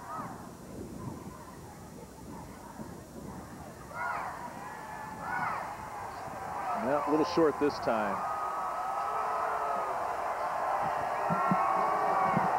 Mount Carmel's giving the chain gang a workout.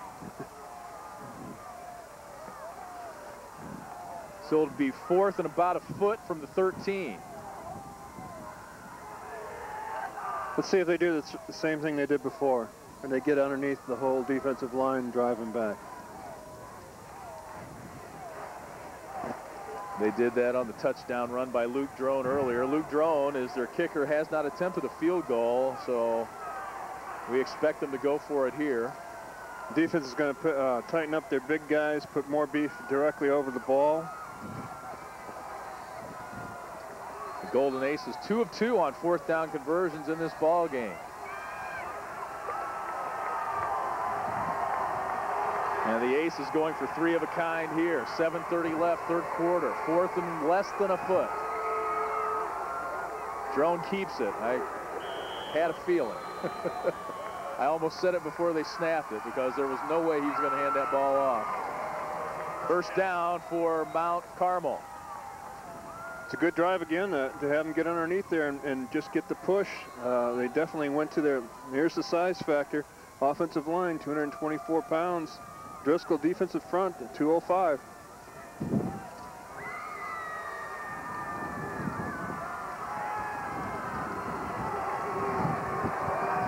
Mount Carmel 1st and 10 from the 11. Oh. And the give is to Butler, and he's down at about the 6-yard line.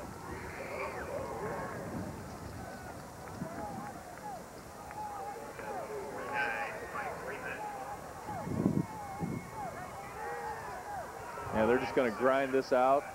It seems like they've had the ball for 10 minutes. This is really one of the longer drives we've seen. Yes. It's good go. They're saying, hey, we're running, you stop us. That's right. 2nd and 5. There's the time remaining in the 3rd. Penetration there. Yeah, Driscoll came up on that one. Butler stopped behind the line of scrimmage. And Coach Rakey wasn't fooled that time. Might be time to just put a little something over the line of scrimmage. A little fake, a little play action, something. Just a little misdirection, a little pause, and allow somebody to get open. And because they're going to have to go, they're going to have to go down to the 1 yard line to get a first down. So they might as well put somebody in the end zone, give them time to get in the end zone. Looks like equipment repair. And we weren't kidding about how long they've had the ball. This is the 16th play of the drive. 5:04. Okay, it seemed like 10 minutes. And the Mount Carmel fans not happy that Driscoll's doing an equipment change here. Changing jerseys. Blood on the jersey. I thought there for a moment was a shoulder pad repair. They actually changed the jersey on him.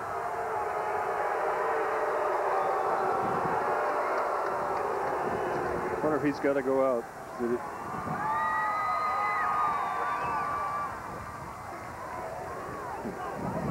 And I didn't catch who that was. Was it Freeman?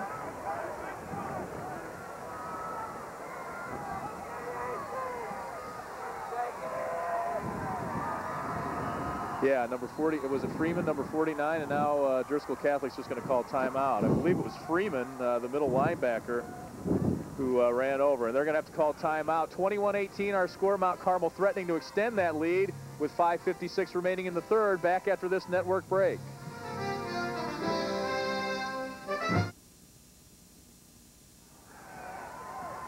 You know, after this lull. 21-18 our score. Go ahead, Dave Butts. After this lull in the action here, normally they have a timing problem or quarterback has a hard time holding on the ball. I hope this lull in the action here doesn't prevent him from execution. This is play number 17. They ran off 12 running plays in a row. Now Drone with the pass to Michael Brewer, and he's out of bounds at the 3-yard line. And just like you said, run, run, run, run, run, and they set it up well there.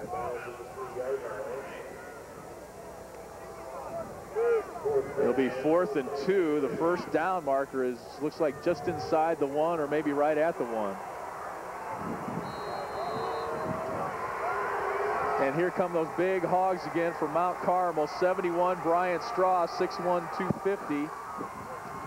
Who's ever going to get off the ball first, who's ever going to get the leverage, who's ever going to be the lowest is going to be the winner. You got to play. This is just impact football right here. Drone the pitch to Storkman. He's got the corner and he's in for the score. Clayton Storkman from 3 yards, and Mount Carmel's lead is now 27-18.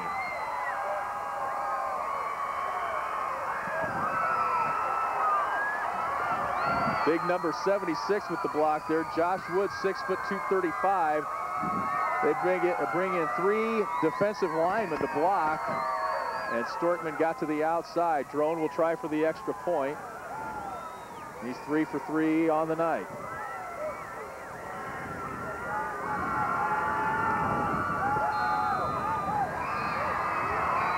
Drone's kick is up and good. Driscoll just about got in there and blocked it. Mount Carmel takes a 10-point lead, 28-18 on this Clayton Storkman 3-yard run, Dave. Just a lot of speed to the outside. Just basically trying to set up the run. They're just basically pitching it out and say, man, you go for it. He has enough speed. Get up in there. Here's another look at Storkman. It's a good pitch out, too. Look at that, hitting him right in the chest, picking it up in great speed to be able to turn on the speed like that. Beat Michael Sinise to the goal line for the score, 28-18.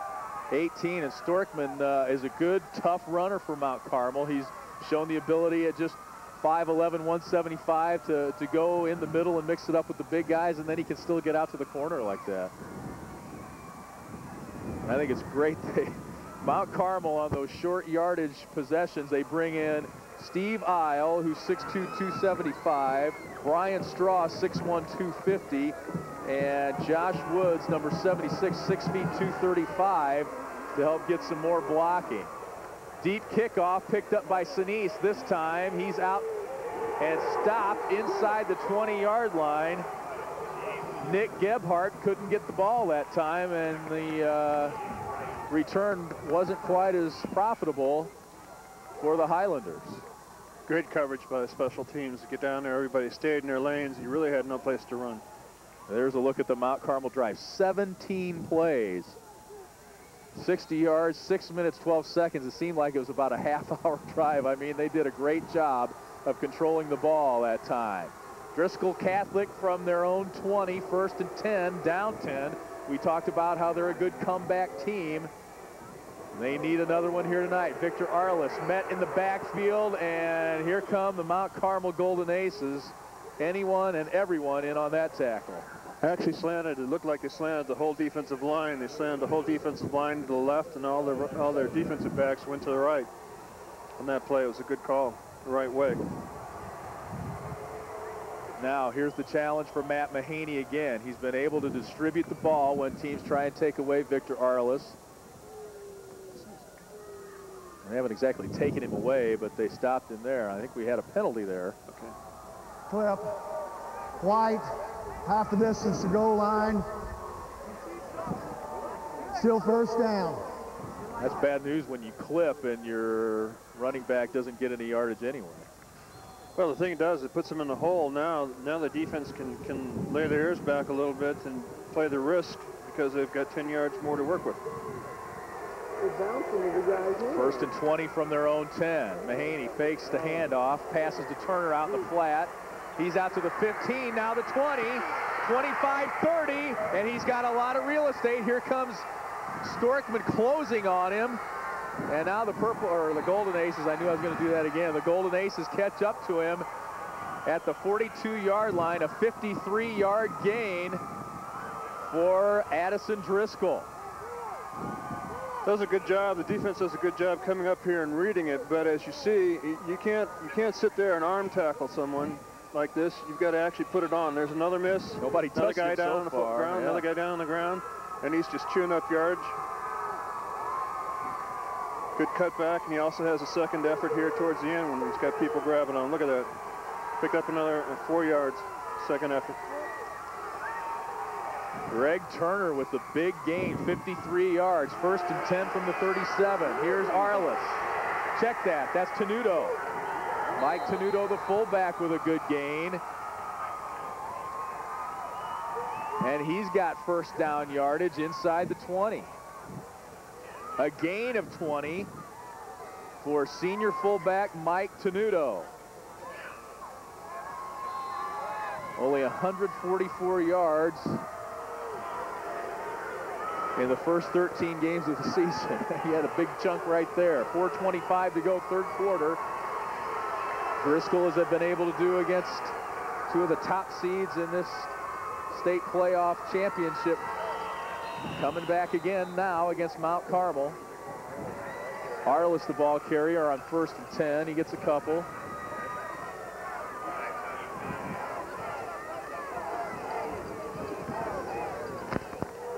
There's Steve Isle, big number 5.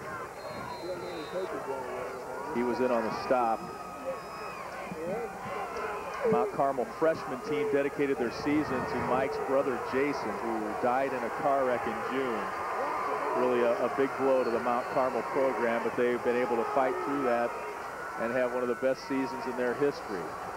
Here's Tenuto fighting inside the 15 down to about the 12. Gain of a couple. That was pretty elaborately disguised play there. I was actually watching the quarterback. He did such a good job of faking there. Hadn't quite seen something like that.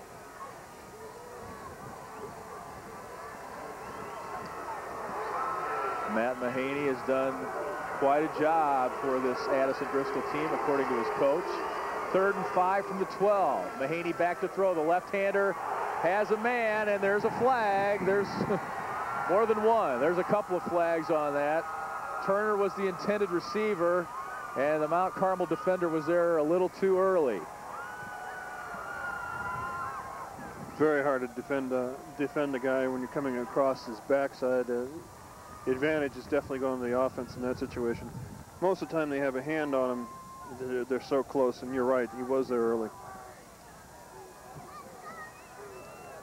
It looked like Tyler Buss there a little too early for Mount Carmel. It's past half the distance to goal line. First down. First and goal from the 6 now for Driscoll Catholic, trailing by 10, 3 minutes to go here in the third quarter. Here's the give to Arliss. And stopped right near the line of scrimmage. Josh Woods in on the tackle for Mount Carmel.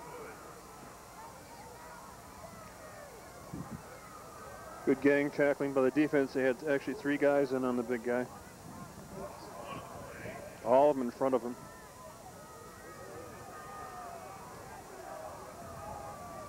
Arliss lost a yard there, so it'll be second down and goal from just inside the Mount Carmel 7-yard line.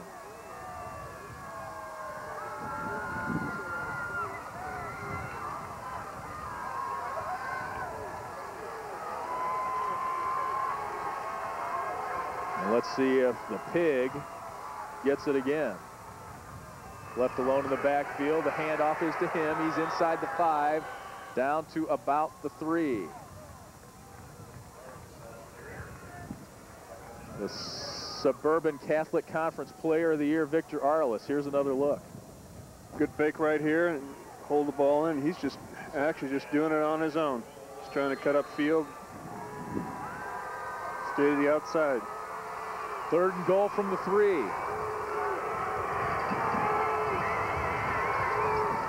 Man in motion with Tenuto. Here's Arliss. Push, and he gets into the end zone. Victor Arliss, touchdown number 27 this season. And the Highlanders are back within 4. Basically the same, he's ending up in the same hole practically from where he was. He's just getting in from the right side. 106 yards tonight, 2 touchdowns for Victor Arliss. Point after attempt by Rich Albreski. Up and good. And we got ourselves a 3-point ball game again.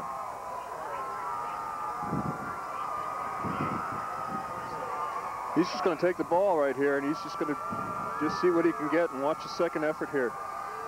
He's got hit once, twice. He's still on his feet. His feet is still driving, and he's just dragging people with him. What a workhorse. A couple of Sun Times All-Staters meet there. Victor Arliss running right into number 67, Mike Conrad, and pushing him and a couple of his friends into the end zone to help get Driscoll back within 3 with 1:33 to go in the third. We had ourselves a 3-point game in 2A. Looks like we're going to have another good finish here tonight in 4A. Kewanee Weathersfield, Aledo, and Spring Valley Hall, state champions already crowned today. Mount Carmel and Driscoll Catholic going for the 4A title here. And we'll have classes 5, 6, 7, and 8 decided tomorrow. For the first time in IHSA history, a 7 and an 8A team will be crowned champions. And a pretty good gain here on the kickoff return by number 35. That's Mike Cheeseman, a junior rather. He picks up 24. Very good field position. Great effort.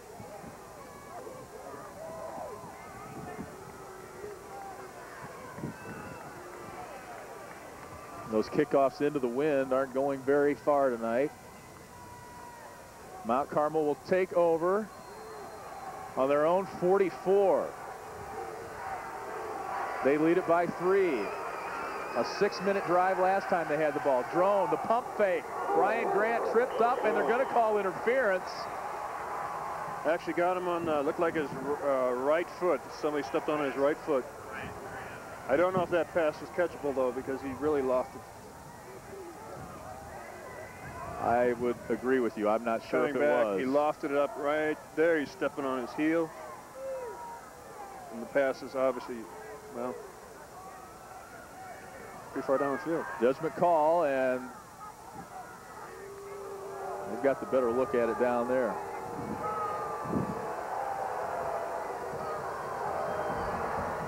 Pass interference, white, 15, first car.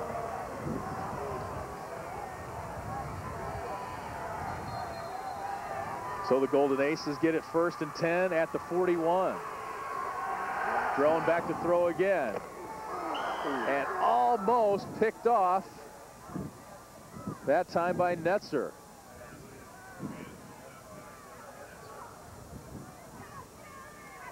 The Driscoll scoring drive, 8 plays, 80 yards.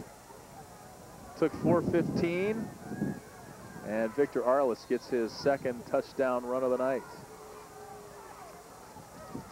Over 100 yards already. He averages 158 per ball game. 2nd and 10 now for the Golden Aces at the 41. Drone will throw again. Had a man Brewer, but he caught it out of bounds.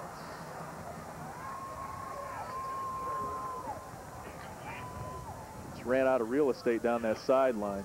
They're really going quite deep. I think that they would probably do something a little bit shorter. I know that's a first down markers out there a ways because they got 10 to go, but it seems like they seem to be lofting it, trying to go for a bigger gain right away instead of making something a little bit sure, closer.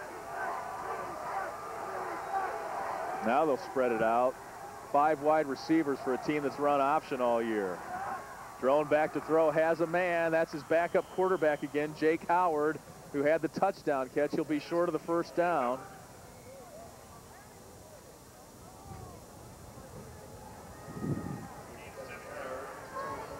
Be 4th and 3 from the 34-yard line. Interesting choice here.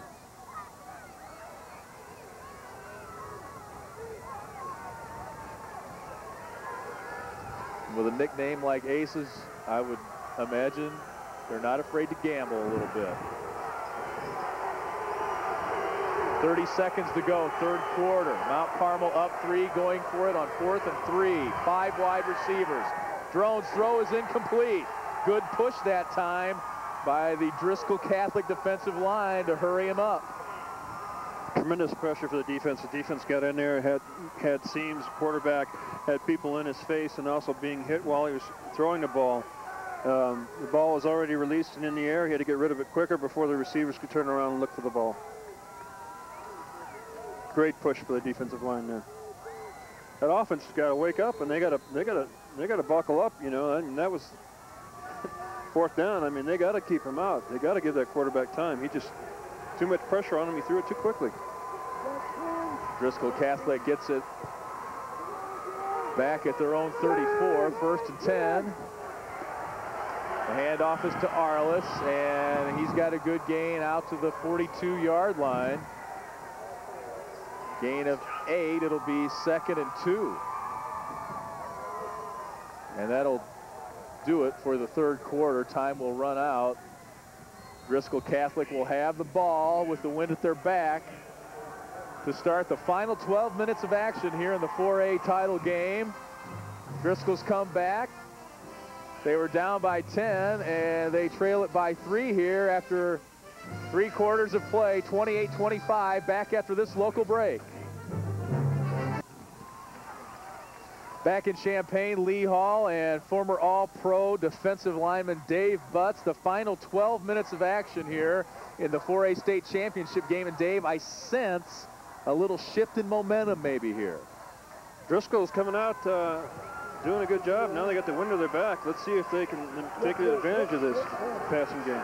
Mahaney fakes the handoff, and that throw well out of bounds. The closest receiver was Greg Turner.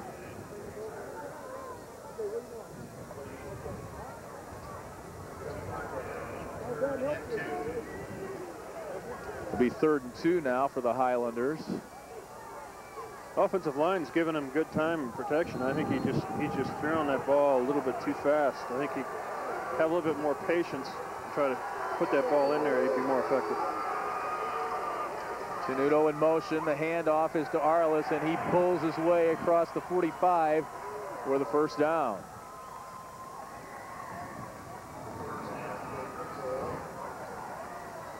And Victor Arliss, the great thing about Victor Arliss, he's not one of these star players who's real high on himself. He knows that his success is based on his linemen. In fact, he buys them dinner now after every win. In fact, he doesn't just buy them the steaks. He cooks for them. How's that for being grateful? You know these guys are going to bust their hump for a guy like that. Get a free steak out of it. And Tenuto brought down in the backfield. Conrad in on the stop. Darren Peach says he's the heartbeat of this defense, and when he makes a hit, it's a major jolt. It's not just a love tap. That was all arm tackle, though. That was a great effort. Didn't get a chance to put a lick on him that time, but brought him down anyway. 2nd and 11.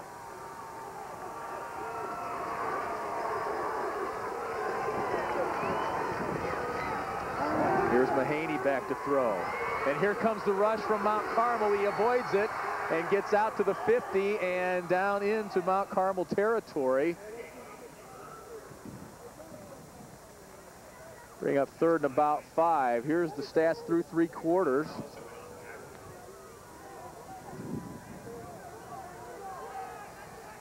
$37 yards rushing for... Well, you look at Mount Carmel here with 83 yards. That can't be right, can it? Can that be right? I don't think so, because Victor Arliss has over 100 yards rushing. He's got to be driving.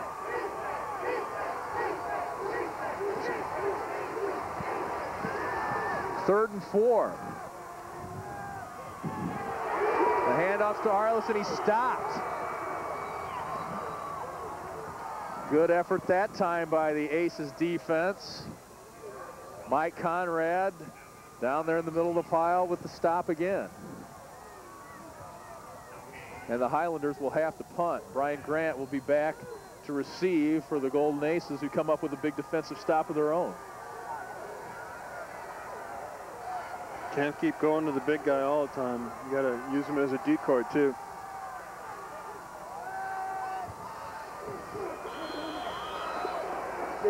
And Victor Arliss was back to punt and calls timeout. 28-25 our score. 9:28 remaining in this one. Back after this network break.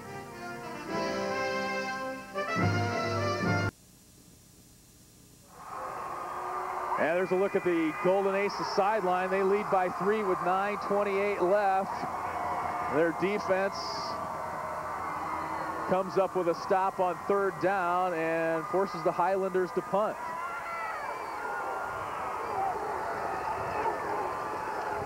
Arliss back to punt, and that one goes straight up in the air. It touched. Yep. That's where it is. It touched one of the guys on the punt coverage, and it'll be 1st down and 10 from just about the 18-yard line, looks like, from here. Okay, let's check out those stats again. All right, that makes that's a little bit better. It was 137 yards rushing for Driscoll. Overall, look at those total yards, though. 1 yard difference. 1 yard difference. How about that? Time of possession favors Mount Carmel. Most of that probably that 6-minute drive they had.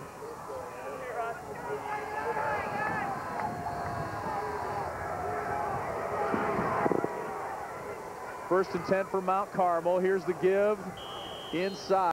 Butler. And he gets a couple.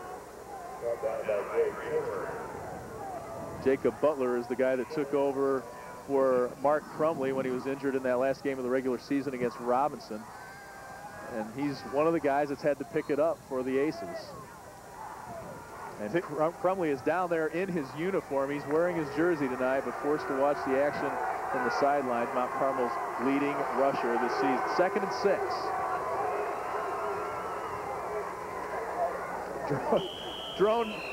Drone gave it away and took it back. I don't think so. Mount Carmel right here might be just keeping it on the ground and try to eat up some of that clock. Keep in mind they're going into the wind this quarter. Brings up 3rd and 3 from the 25. Another big 3rd down play for the Driscoll Catholic defense. Big Kenton Lathrop, rather, at nose guard, and Luke Drone. Oh, he takes a licking and keeps on ticking. Yeah, loaded on that back. Yes, he did. We can hear that pop up here. That was a run Walter Payton would have been proud of. He just laid out some punishment and gets the 1st down. Take another look. He's just going to fake the ball in here and keep it himself. Now, watch the contact. Watch the head go back right here. Boom! And he says, I'm going to keep on going. That's a great move for, you don't see a quarterback doing that too often. Gain of 12. Steve Young did that, and it got him out of the league in a hurry. 1st and 10, Mount Carmel. Drone lets it go to Butler that time, and he's out across the 40-yard line. That was so funny on that play, though, a couple of plays ago when Drone handed it off and looked like it let go of it and then just kind of grabbed it back. Actually wrestled it back from his own man and then stumbled and did a great job keeping his feet. I think he picked up at least 3 yards. He's fun to watch. But those guys don't think so. Mark in the ball game. Drone's handoff is to Storkman, who has yardage up the middle and out to the 50-yard line, and the 1st down for the Golden Aces. They're springing some holes for these guys now. The team that looked like it might never run again is now running with some authority. They're just using up the clock on them again. They're down to now 6 minutes, 46 seconds, so they're chewing the clock up, keeping it on the ground. 1st and 10 from the 50. Drone under center, Storkman in motion. The handoff to Butler, and he's met at the line of scrimmage that time. Kenton Lathrop there for the stop. Mike, what do you got downstairs? Lee Day, this is a bit of a what-if story. Of course, Mount Carmel's sensational quarterback, Luke Drone. Kind of interesting, as we mentioned before, Darren Peach in his 1st season as head coach. The Golden Aces former coach John Hart left for a job at Evansville, Indiana, and moving with him was his son. Here's the irony. If they had stayed, the starting quarterback probably would have been John Hart's son instead of Luke Drone. Go figure. How about that? Here's Drone with the pitch. And it's Jake Summers getting maybe a couple of yards. Well, young Mr. Hart must be a heck of a quarterback if he'd beat this young guy out, I tell you. He's doing an outstanding job, I think, just in running the ball. I mean, he unloaded on that defensive back. When you see a head pop back like that, the person that's delivering it is got a tremendous amount of force, because the defensive back is coming up to put a stick on the quarterback, and the quarterback unloaded on him. I mean, I'm just really impressed with that. I like that. I could tell. Very seldom do defensive linemen give compliments out to quarterbacks. 3rd down conversions, there you saw them. 8 of 14. They're going for another one here. Drone back to throw. Has a man, it's Storkman. I've been impressed with him too, and that's a 1st down catch for Clayton Storkman. Here they go. They started out here. They started running the ball, and here again, and they got the 50-yard line, close to 50, and they're going with the pass now. Whereas before they started out, and then when they hit the 50, then they started after the 50 on the possession before they started running.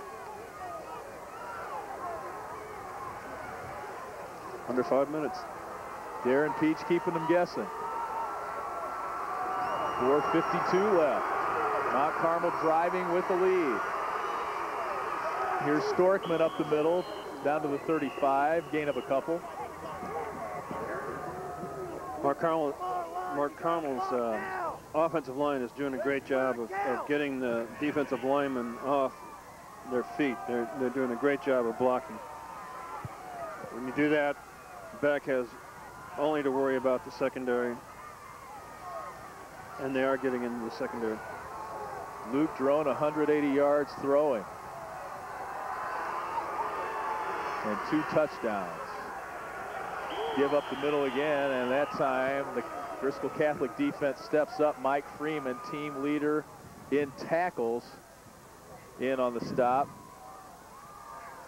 Coach Reiki says he takes bad plays personally. That's the kind of guy you want playing linebacker for you. It's a competitor.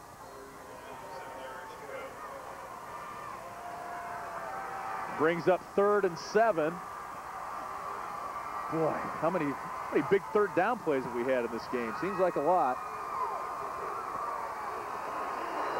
Big play here with 3:35 left. Drone keeps it himself. He'll be well short of the first down. Mark him down at the 30, so it'll be 4th down and a long 3.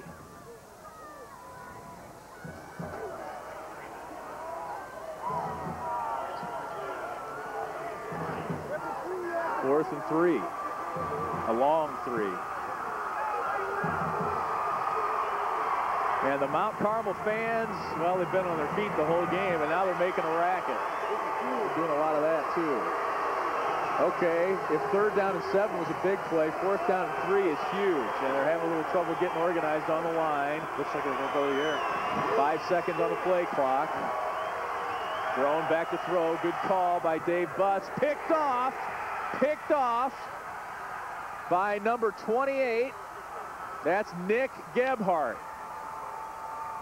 What a game for Nick Gebhardt. Not a very well thrown pass. Up in the air, floater again, allowing the defense to get underneath it. And I would like to see something a little bit more direct. And what was one of our keys to the game? Getting picky. Getting picky, that's correct. That is interception number 20 on the year for this Driscoll Catholic defense, and it couldn't have come at a better time for them. First down and 10, ball at their own 28.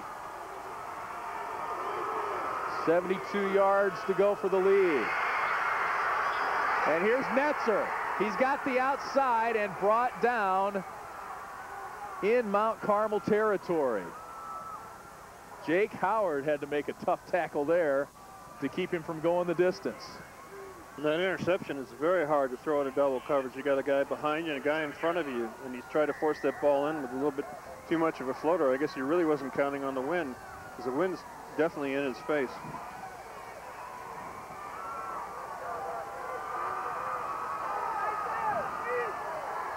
Gain of 19 on that play. Mount Carmel with all 3 timeouts. Driscoll only has 1.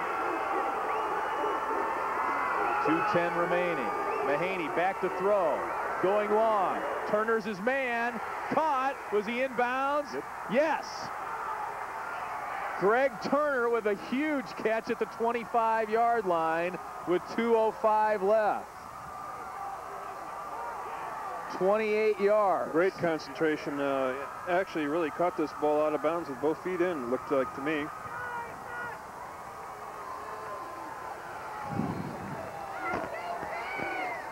What a grab. It's a great athletic move. Concentration we've seen on receivers has been phenomenal in this game. 25 yards a catch for Greg Turner. That one gives him first down and 10 from the 25. Arliss up the middle. Gets maybe a yard.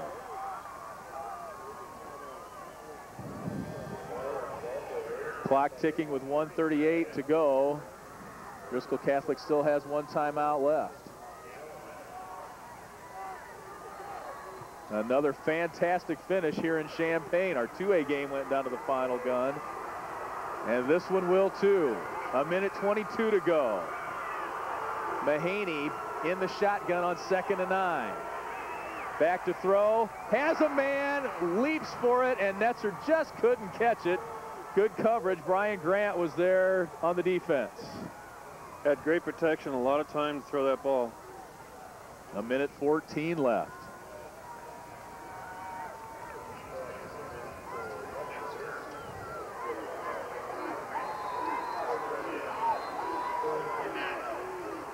Clock's going to be a big factor here, working against him. 1:14 left, an official timeout here, and now they wind the clock. They're used to close finishes. Driscoll Catholic blocked a field goal that would have tied the game against Huntley with 20 seconds left. Now they wind the clock.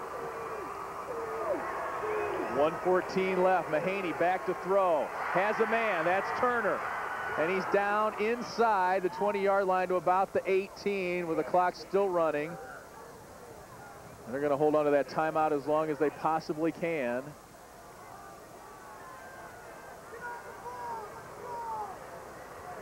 That'll bring up 4th and 3 with 50 seconds left and the clock running. Losing a lot of time right there. They sure are. That was costly. There's the time left. The clock's running. Just one timeout left for Driscoll Catholic. Mahaney in the shotgun. Back to throw. Here's Turner. Caught inside the 10, still on his feet at the 7-yard line. And the clock will stop for the first down. Boy, that's been a pretty profitable matchup for Driscoll Catholic. Matt Mahaney to Greg Turner. Greg Turner, just a sophomore. Now they're going to spike it and stop the clock and hang on to that timeout. Just has a lot of time to deliver that ball. I mean, he's just standing there, just waiting for his man to get open. Defensively, you just cannot do that. I mean, your defensive backs, you stay with your receivers for a while, but it has to be that then they're going to break loose. They're going to get open, and it has to be the defensive line that gets in there and either gets their hands up or makes that quarterback sidestep him a little bit. Just don't let him sit there and wait for his receivers to get open. You've got to get more pressure up there. 112 yards receiving for Greg Turner. 23 seconds left, 2nd and 7. Mahaney back to throw. His man fell down. That was Turner. And it falls incomplete in the end zone with 19 seconds left. Mount Carmel clinging to a 3-point lead. And there's a look at Greg Turner. Tim Reiki told us this kid is just a sophomore. We were reluctant to play him. We didn't want to play him both ways. About halfway through the first game of the season, they had him starting on both sides of the ball. That's what a player he is, just as a sophomore. And Mount Carmel will take a timeout here with 19 seconds left. Leading 28-25. I don't think you could ask for anything more than this in a state championship game. It comes right down. It's probably going to come down. It might come down to the final play here. You're right. It might be just the last. It might be even timeout and the ball's thrown or something like that. This is great. There's a look at their freshman kicker, Rich Albreski, who kicked 32-yarder earlier tonight. 32 or 42? It was pretty far. 32, I think it was. Yeah, 32, and he had plenty of height on it. He's 4 for 8 on the season. His long field goal is 34 yards. He won't have to worry about distance on this one. He's only a freshman. Driscoll Catholic hoping it won't come to that. Defense, not sure. 4 wideouts here. Mahaney in the shotgun. Hands it off to Arliss. Inside the 5 and stuck at the 2-yard line. Wayne Hamill comes up with the stop. And Driscoll Catholic calls timeout.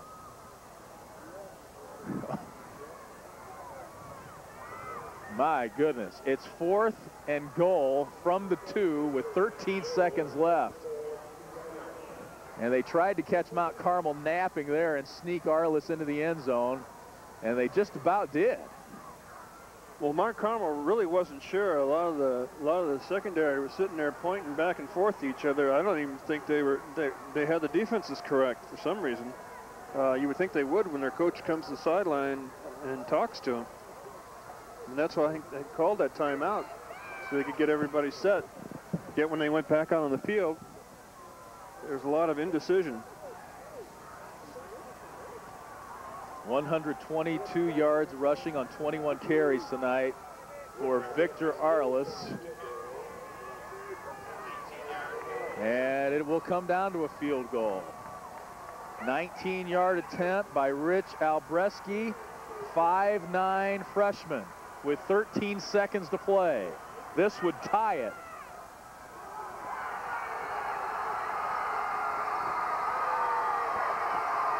Good snap, good hold, kick is up, and it's good. Rich Albreski, a freshman kicker, ties it from 19 yards out. And I think if you check the tape, when we came back for the fourth quarter, I said 12 minutes of football left, or maybe more, because it's been that kind of game. Right, you did say that. And I'll tell you what. Thanks for remembering. This freshman, you did say that. This freshman has done an outstanding job of kicking here. Pressure in a game like this, but he seems extremely confident and extremely smooth. If he's kicking him like this, he's going to be an outstanding prospect. How big was that? My goodness. 28-28, 10 seconds left.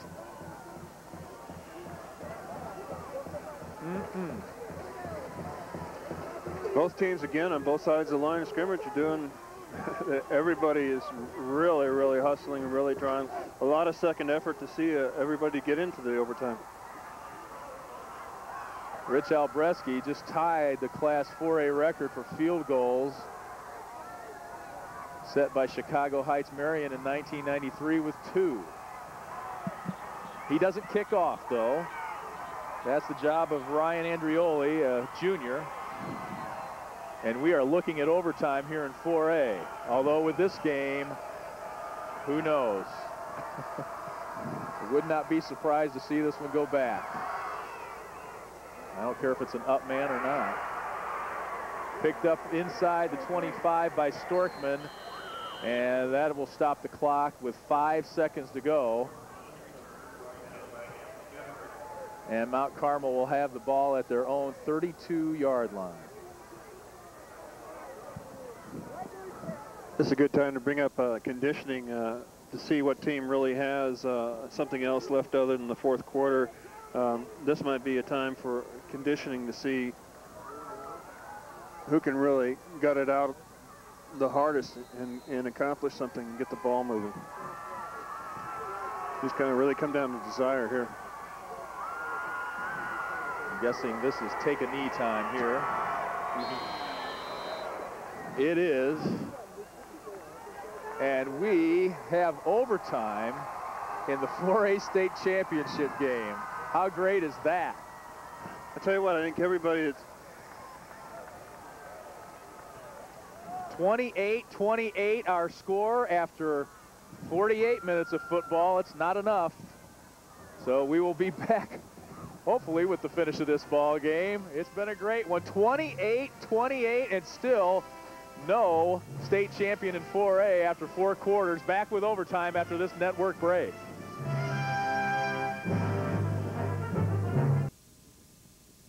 (28-28) our score here at the end of regulation. Great 4A final game. Couldn't ask for anything more than this.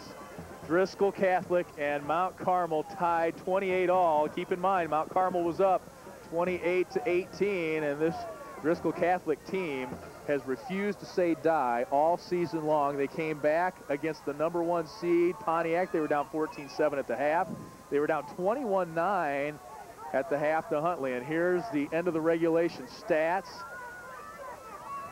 Driscoll out-rushing Mount Carmel, 151 to 123. Look at that, the passing yards almost dead even.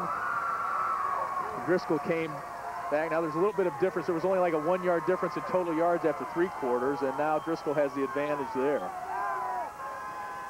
We'll have a coin toss here. Whoever wins, I believe they'll have a choice on whether the ball or the wind, excuse me, and each team will get 4 downs from the 10-yard line to score.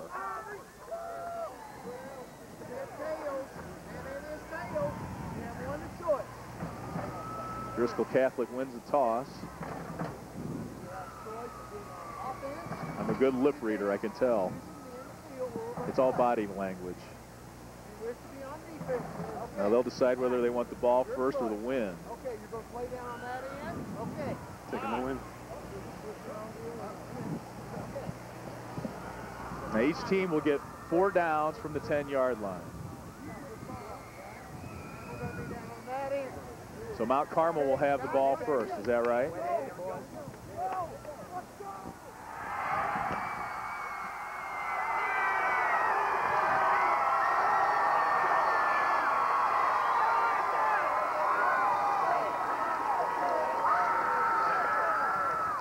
They will take the ball second. So Mount Carmel will get 4 downs from the 10-yard line. Driscoll Catholic will get 4 downs from the 10-yard line. If we're still tied after that, we'll go to a second overtime. And so on. And we might be here all night, Mr. Statistician, just until we're done, all right? I can tell you that Driscoll Catholic has not played an overtime game this year. Mount Carmel went to double overtime in the regular season finale and beat Robinson 26-20 in double OT. So they are 1-0 in overtime. Driscoll Catholic playing their first overtime game of the season. Here's first down from the 10-yard line. Drone keeps it himself, and great effort there. Gets down to about the 7-yard line. He really holds that ball in there a long time before he rips it back out. He is 6'1", 185, and it's got to be all muscle, man. He is just, I am very impressed by him. 2nd and 7, no clock, so you don't have to worry about a clock here. Here's the give to Butler. He's down inside the 5 rather, to about the 4-yard line, I should say. So it'll be 3rd down. Regardless of what happens here, Driscoll Catholic will get the ball for 4 downs at the 10-yard line as well.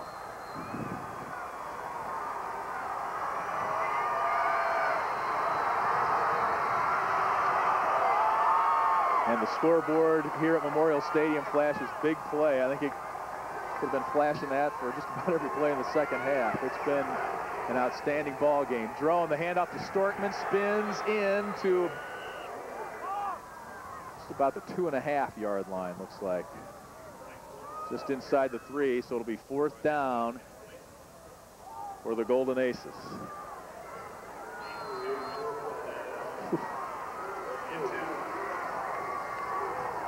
Just inside the extra point hash.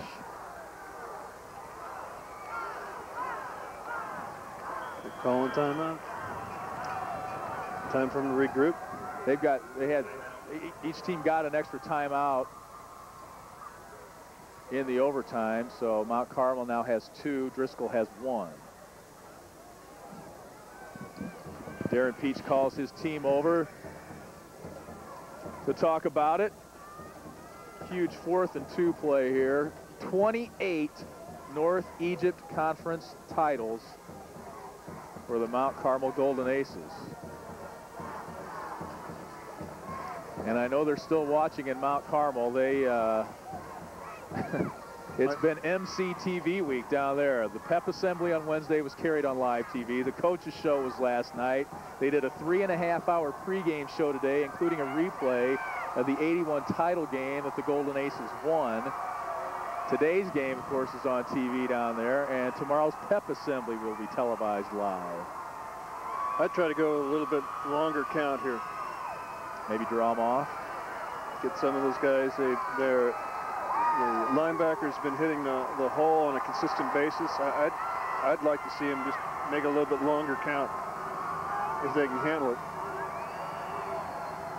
Mike Freeman hopping up and down, the linebacker. He's fired up. 4th down, 2 to go here in overtime. Full house backfield. Drone to throw. Has a man. And it's complete. Wayne Hamill, the touchdown catch from 3 yards out. Luke Drone with touchdown pass number 20 on the year. And Mount Carmel has the lead here in overtime. Great patience by the quarterback in knowing that waiting for the receiver to get open and knowing he was going to get dropped at the end of this pass when he released it. The word poise leaps to mind on that play. How calm and cool was he back there? He'll try the extra point now.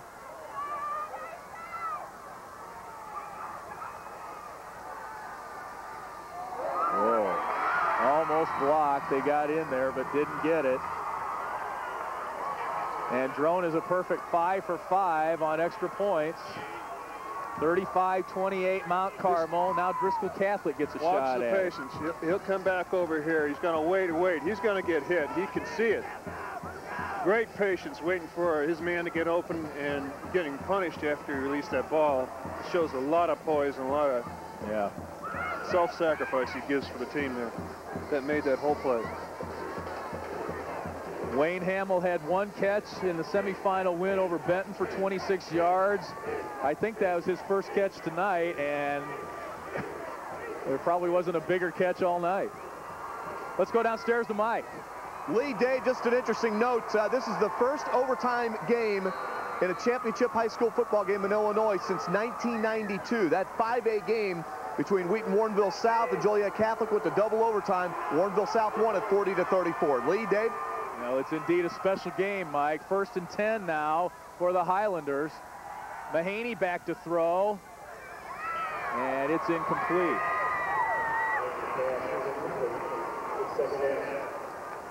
Looked like he was going for Mike Tenuto down there in the corner. That brings up 2nd and 10. Again, he's pretty much staying and looking and watching his primary receiver. He's not looking at anywhere, looking off anywhere. And it's allowing the defensive backs to get closer with the man he's going to be throwing it to. So they give it to the big guy. Watch the quick snap to Arliss. They tried that earlier, too. There it is. Oh, my gosh. Were you in the huddle? Wow. I have ESPN, you know. Wow. Arliss.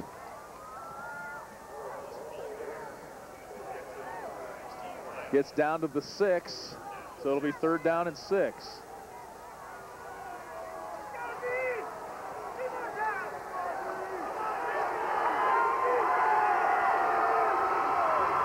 His brother Pat, Nick Arliss's brother Pat, was on the 98 team, the first team Tim Reiki coached. Here's Mahaney back to throw. And he has his man, and it's Netzer in the end zone for the touchdown. Jeremy Netzer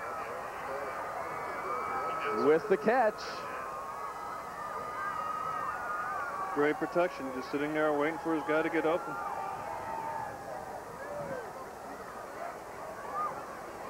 Jeremy Netzer filled in for Arliss at tailback last season when he missed a few games with injury. He is a versatile player for this Driscoll Catholic team. And now the freshman's back out there again with a huge kick this time. And Mount Carmel's going to let him think about it a little bit, looks like. Here's another look at the touchdown. Everyone's up there blocking. He has absolutely no threat at all. Good job bringing that ball in. Bobbles it slightly, but able to keep it in this. Bring it in. It's Jeremy Netzer's 4th touchdown of the season. I just am very impressed by the poise of both quarterbacks. They have. And not just the quarterbacks, but both teams. I mean, to be in this situation, and boy, it's just like any Friday night in September or October, you know. They're just taking care of business. TCB, baby. Each one is answering back as they need to keep in the game. It's a scrapping game all the way. No real gifts, just a lot of hard. So it's Rich Albreski for the extra point.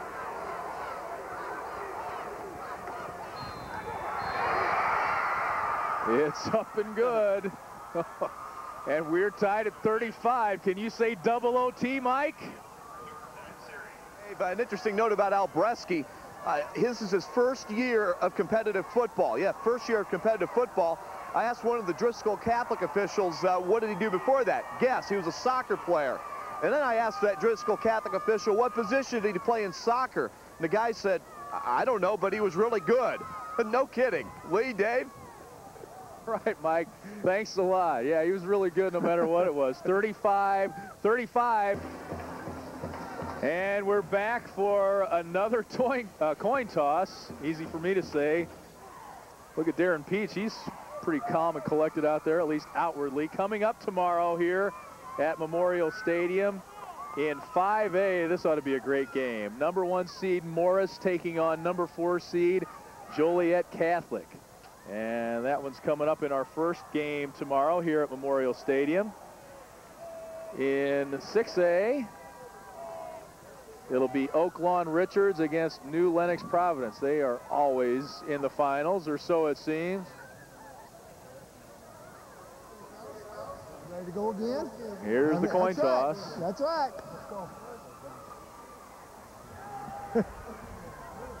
Guys, this is what it's all about.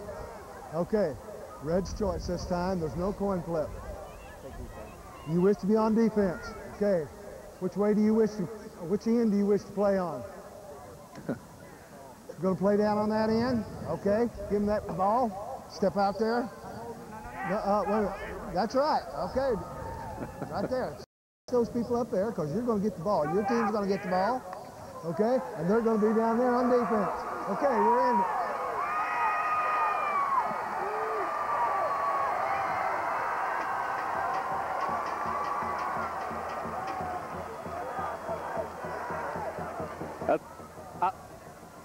Yeah, let's quickly finish off 7 and 8A. Mount Prospect in 7A, taking on our good friend Tim Doherty and Edwardsville. And in 8A, the first ever 8A state championship will be decided tomorrow. Downers Grove South against Naperville Central. On the one hand, Dave Butts, I would think this would be nerve-wracking as all get out. But on the other hand, if you've been doing this for, you know, however many years these kids have been playing, you've been going at it since 2 days in August. If you're not having fun out there now, man, you're not going to have any. They will remember. They will remember this for a lifetime. They'll be telling their grandchildren about this. It'll be that much of an impression in their mind. Driscoll Catholic, look at the passing for Mahaney. What an outstanding job he's done. 4 downs for the Highlanders from the 10. Here's Arliss. And he's down to about the 6. I just have a feeling we might be here a while, Mr. Butts. I'll tell you what, another team has given up. This is the second overtime, so you know they really have to be punked. They'll be tired after this game, for sure. Probably won't be able to go to sleep till about 4 in the morning. 2nd down inside the 6. And it's Tenuto down to about the 3. Not very good tackling by the defense. They're just can't sit there and arm tackle. Somebody's got to put the wood to them, slow them down. One more time like that, and you're across. Seems to me like it would be tough for the defense to make a stand from the 10-yard line. Here's 3rd down. Arliss met at the line, keeps driving, and he's in. 2nd effort from the senior, Victor Arliss. It's the surge. If you can watch that, watch the lines, it's the offensive line getting into the defense. They're playing on the defense side of the line of scrimmage. Defense should be coming off the ball and try to nullify that. Now it's 41-35, Driscoll Catholic. Credit goes here to all the offensive line. They're really starting to push, play on the defensive side. They're just going to get yardage. Here's Albreski again. The freshman's kick is up and good. 42-35. Is this Driscoll's first lead of the game? You're going to watch the whole offensive line. They're all pushing it.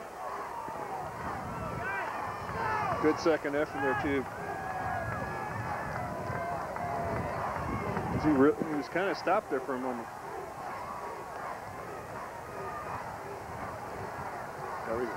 I might be mistaken, and I don't have it written down in front of me, but I think this might be Driscoll Catholic's first lead of the game.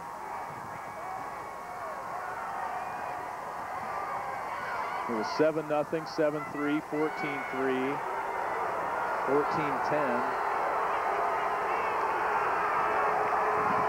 Luke Drone and the Golden Aces try now. 4 downs from the 10-yard line. Here's Butler. And he's down inside the 7, close to the 6-yard line.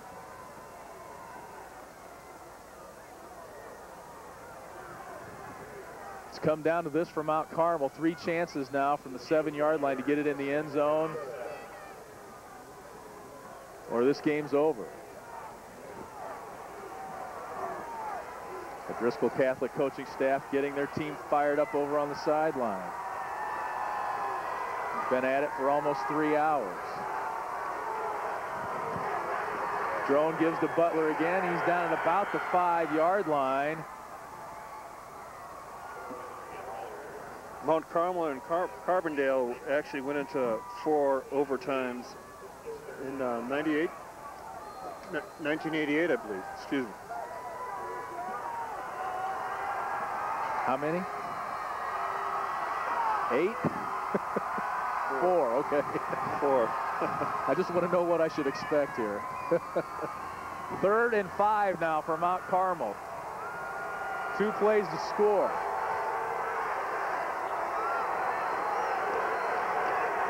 Oh. Drone pitches it as he's brought down. And Storkman, that was a great misdirection. I was following Butler, and Drone had it. That was Storkman. There's a penalty flag on the play. Storkman is out at about the 3. 2 guys in motion at the same time. I thought the quarterback was going to be stopped, but he had the foresight to get rid of it. That's costly.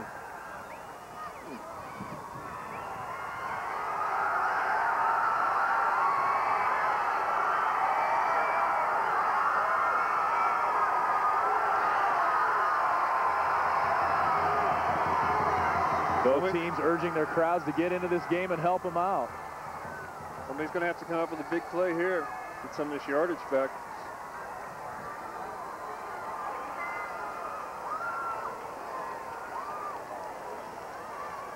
The officials discussing the options with the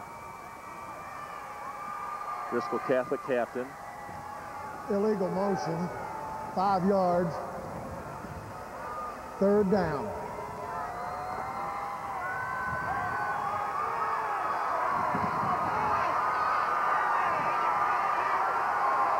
So it'll be 3rd down now for Mount Carmel from the 10.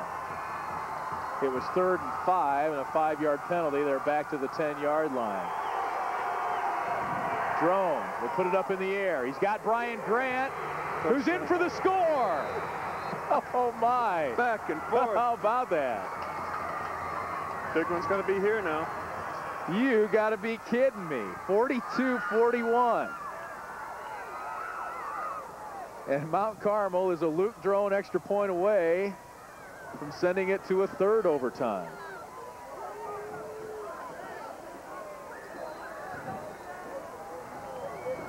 And there's another one of those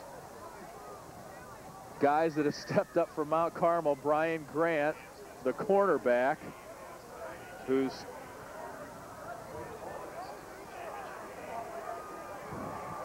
I think we've just tied a record for the longest championship game. Congratulations. We were here. We were here.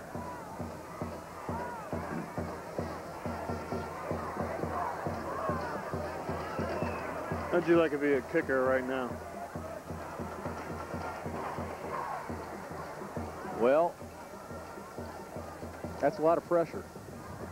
Better believe it. But if anybody was going to be kicking for me, I think I'd want it to be number 2. Either one of these kickers could kick for me, I'll tell you. The freshman Albreski has been nothing but pure, and same goes for Luke Drone.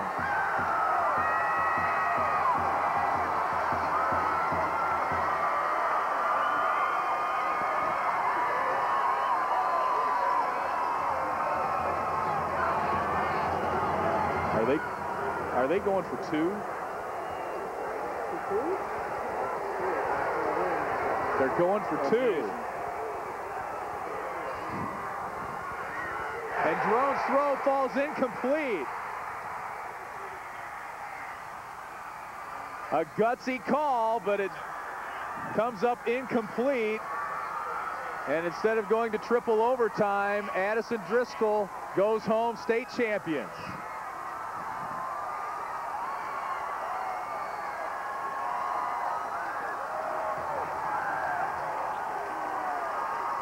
A gutsy call by Darren Peach, who wanted to put it into it right then and there. Well, they're going to be questioning this for a long time to come on this. In my opinion, I hate to see that. I'm afraid I wouldn't have been brave enough to try that myself. Yep. Take my chances in triple overtime, I think. And not have the home team know where I live. That's for sure. Oh, a tough finish for Mount Carmel, who gave it everything they had, and they come up a point short. And Driscoll Catholic, you got to admire the chutzpah, though, of going for that. Some people won't agree with it, but quite a gutsy call there as they go for the win and come up short. Here's another look at it. Full house backfield. Everybody's moving that way. It's got pressure on him. Nobody slowed him. Oh. Way too risky. Yeah, I'm afraid I have to agree with you. The payoff. I don't think so, but like I say, I admire the guts of going for it. 42-41 in double overtime. Our final score, Driscoll Catholic from Addison is your 4A state champion. A heartbreaking loss for the Mount Carmel Golden Aces. We'll be back in Champaign after this local break. 42-41, our final in double overtime. Let's go downstairs to Micah and the winning coach, Tim Reiki. All right, thanks a lot, guys. And Tim, during commercial, we said one word to each other: unbelievable. Exactly. I'm still, I'm just very humbled right now. I'm so happy for my kids. Just the whole season, the journey is sweeter than the destination, and but this destination feels pretty good right now. I'm just in disbelief right now, and I'm just so happy for my kids. The program, when it started with, you know, Coach Marks, and then when Coach Nuno took it, Sharkey, Karpowitz, the kids that I saw go through the school, and that I'm blessed enough to be the head coach of the state championship team since '91 is a very humbling experience. I couldn't do it without my coaches or people around me, so I'm lucky and I'm blessed. I got the sense in the first quarter that this game was going to be legendary. Did you feel that way? I'm a defensive coordinator, so I was pulling my hair out the whole game. All right, congratulations. Thank you very much. Victor Arliss, one of the big standouts for Driscoll Catholic. Victor, same thing. I mean, how numb are you right now? I can't believe what I just watched. It's a great experience. It was mind-numbing. It's unbelievable right now just to be together with my family right now. Just being out here on this field and playing in this game. It's a wonderful experience. Mount Carmel scores, get within 42-41. They take a timeout. What are you guys talking about during the break? Just putting the ball in the end zone. That's all you got to do. You got to come back. You got to answer. That's what we had to do. When they went for 2 in the win, were you surprised? Not really. I knew something like that was going to happen. I knew our defense was going to step up.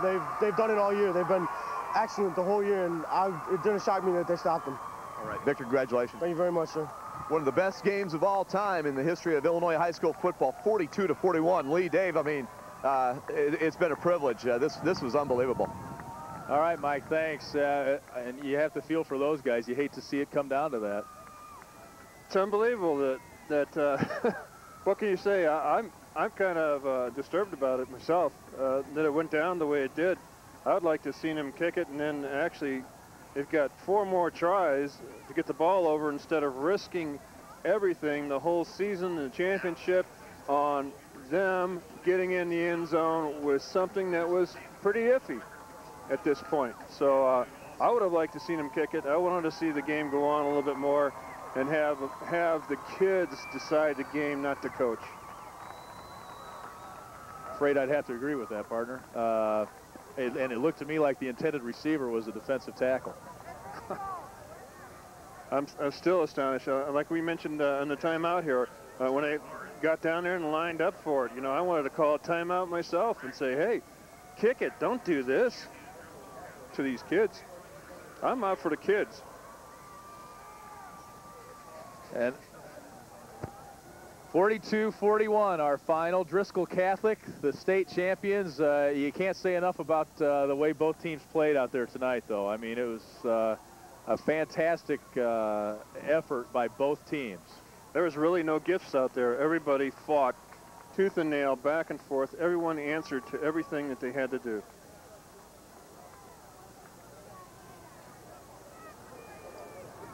(42-41), the final in double overtime. That is the longest, ties the longest game in state championship history from what we understand. Let's go downstairs to Mike. He's with Darren Peach. All right. Gracious enough to talk with us, and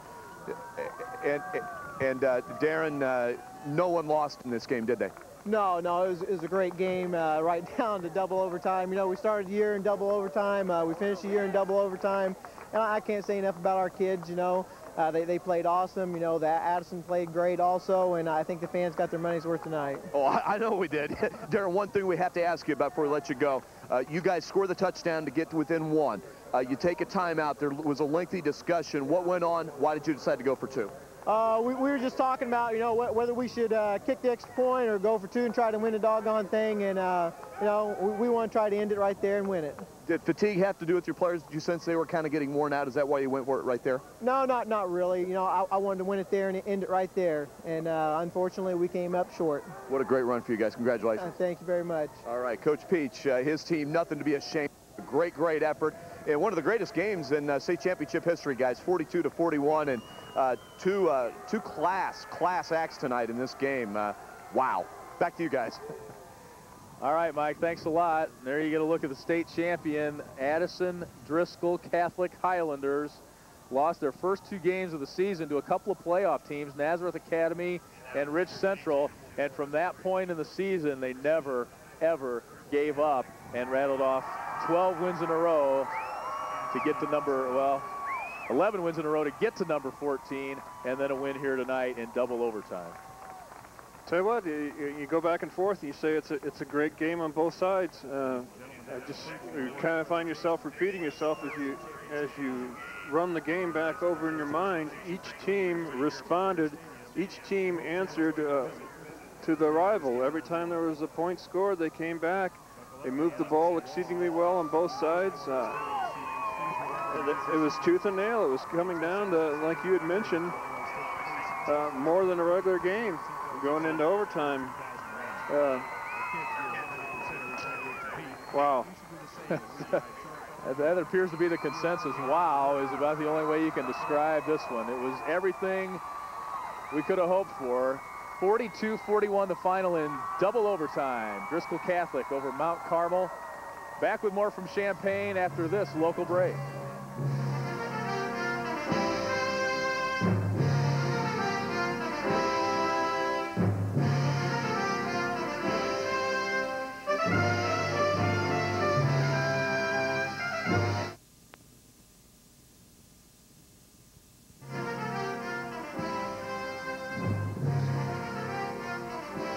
And we're back in Champaign. Lee Hall, Dave Butts.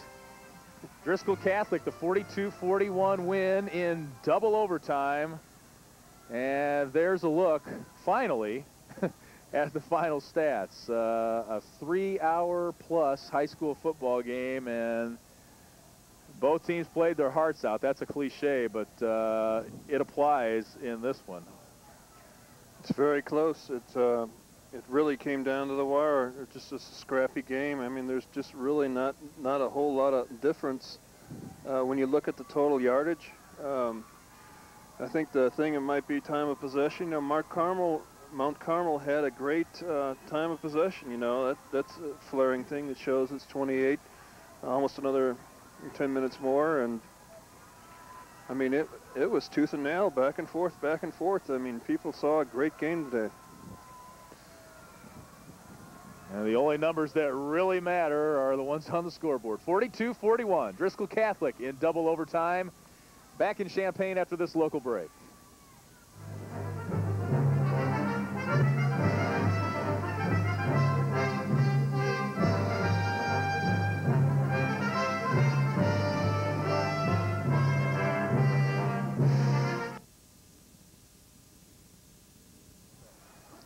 An exciting finish to a great day of football here in Memorial Stadium. 42-41 Driscoll Catholic in double overtime over Mount Carmel. More football coming your way tomorrow. 4 more state championships will be decided. Joliet Catholic against Morris in 5A. It's Oak Lawn Richards versus New Lenox Providence in 6A.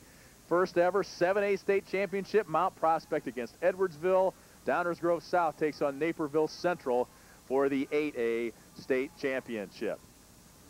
Dave Butts, thanks a lot. Lee, it's been fantastic being with you in the booth. We saw a great game. Went right down to the wire, double overtime. I don't think you could have asked for too much more from either team. It was great being with you, and it's been a pleasure on my part. Thank you. Appreciate it. 42-41. It was a great ball game, and it's one of those that it's one of the sad things about state championships. It's a shame that anybody has to lose, but that's the way it goes, and Mount Carmel should not hang their heads. 42-41 in double overtime. For our entire crew here at Memorial Stadium in Champaign, we hope you've enjoyed it. It's been a great day. For Dave Butts at the booth, Lee Hall, so long from Memorial Stadium in Champaign.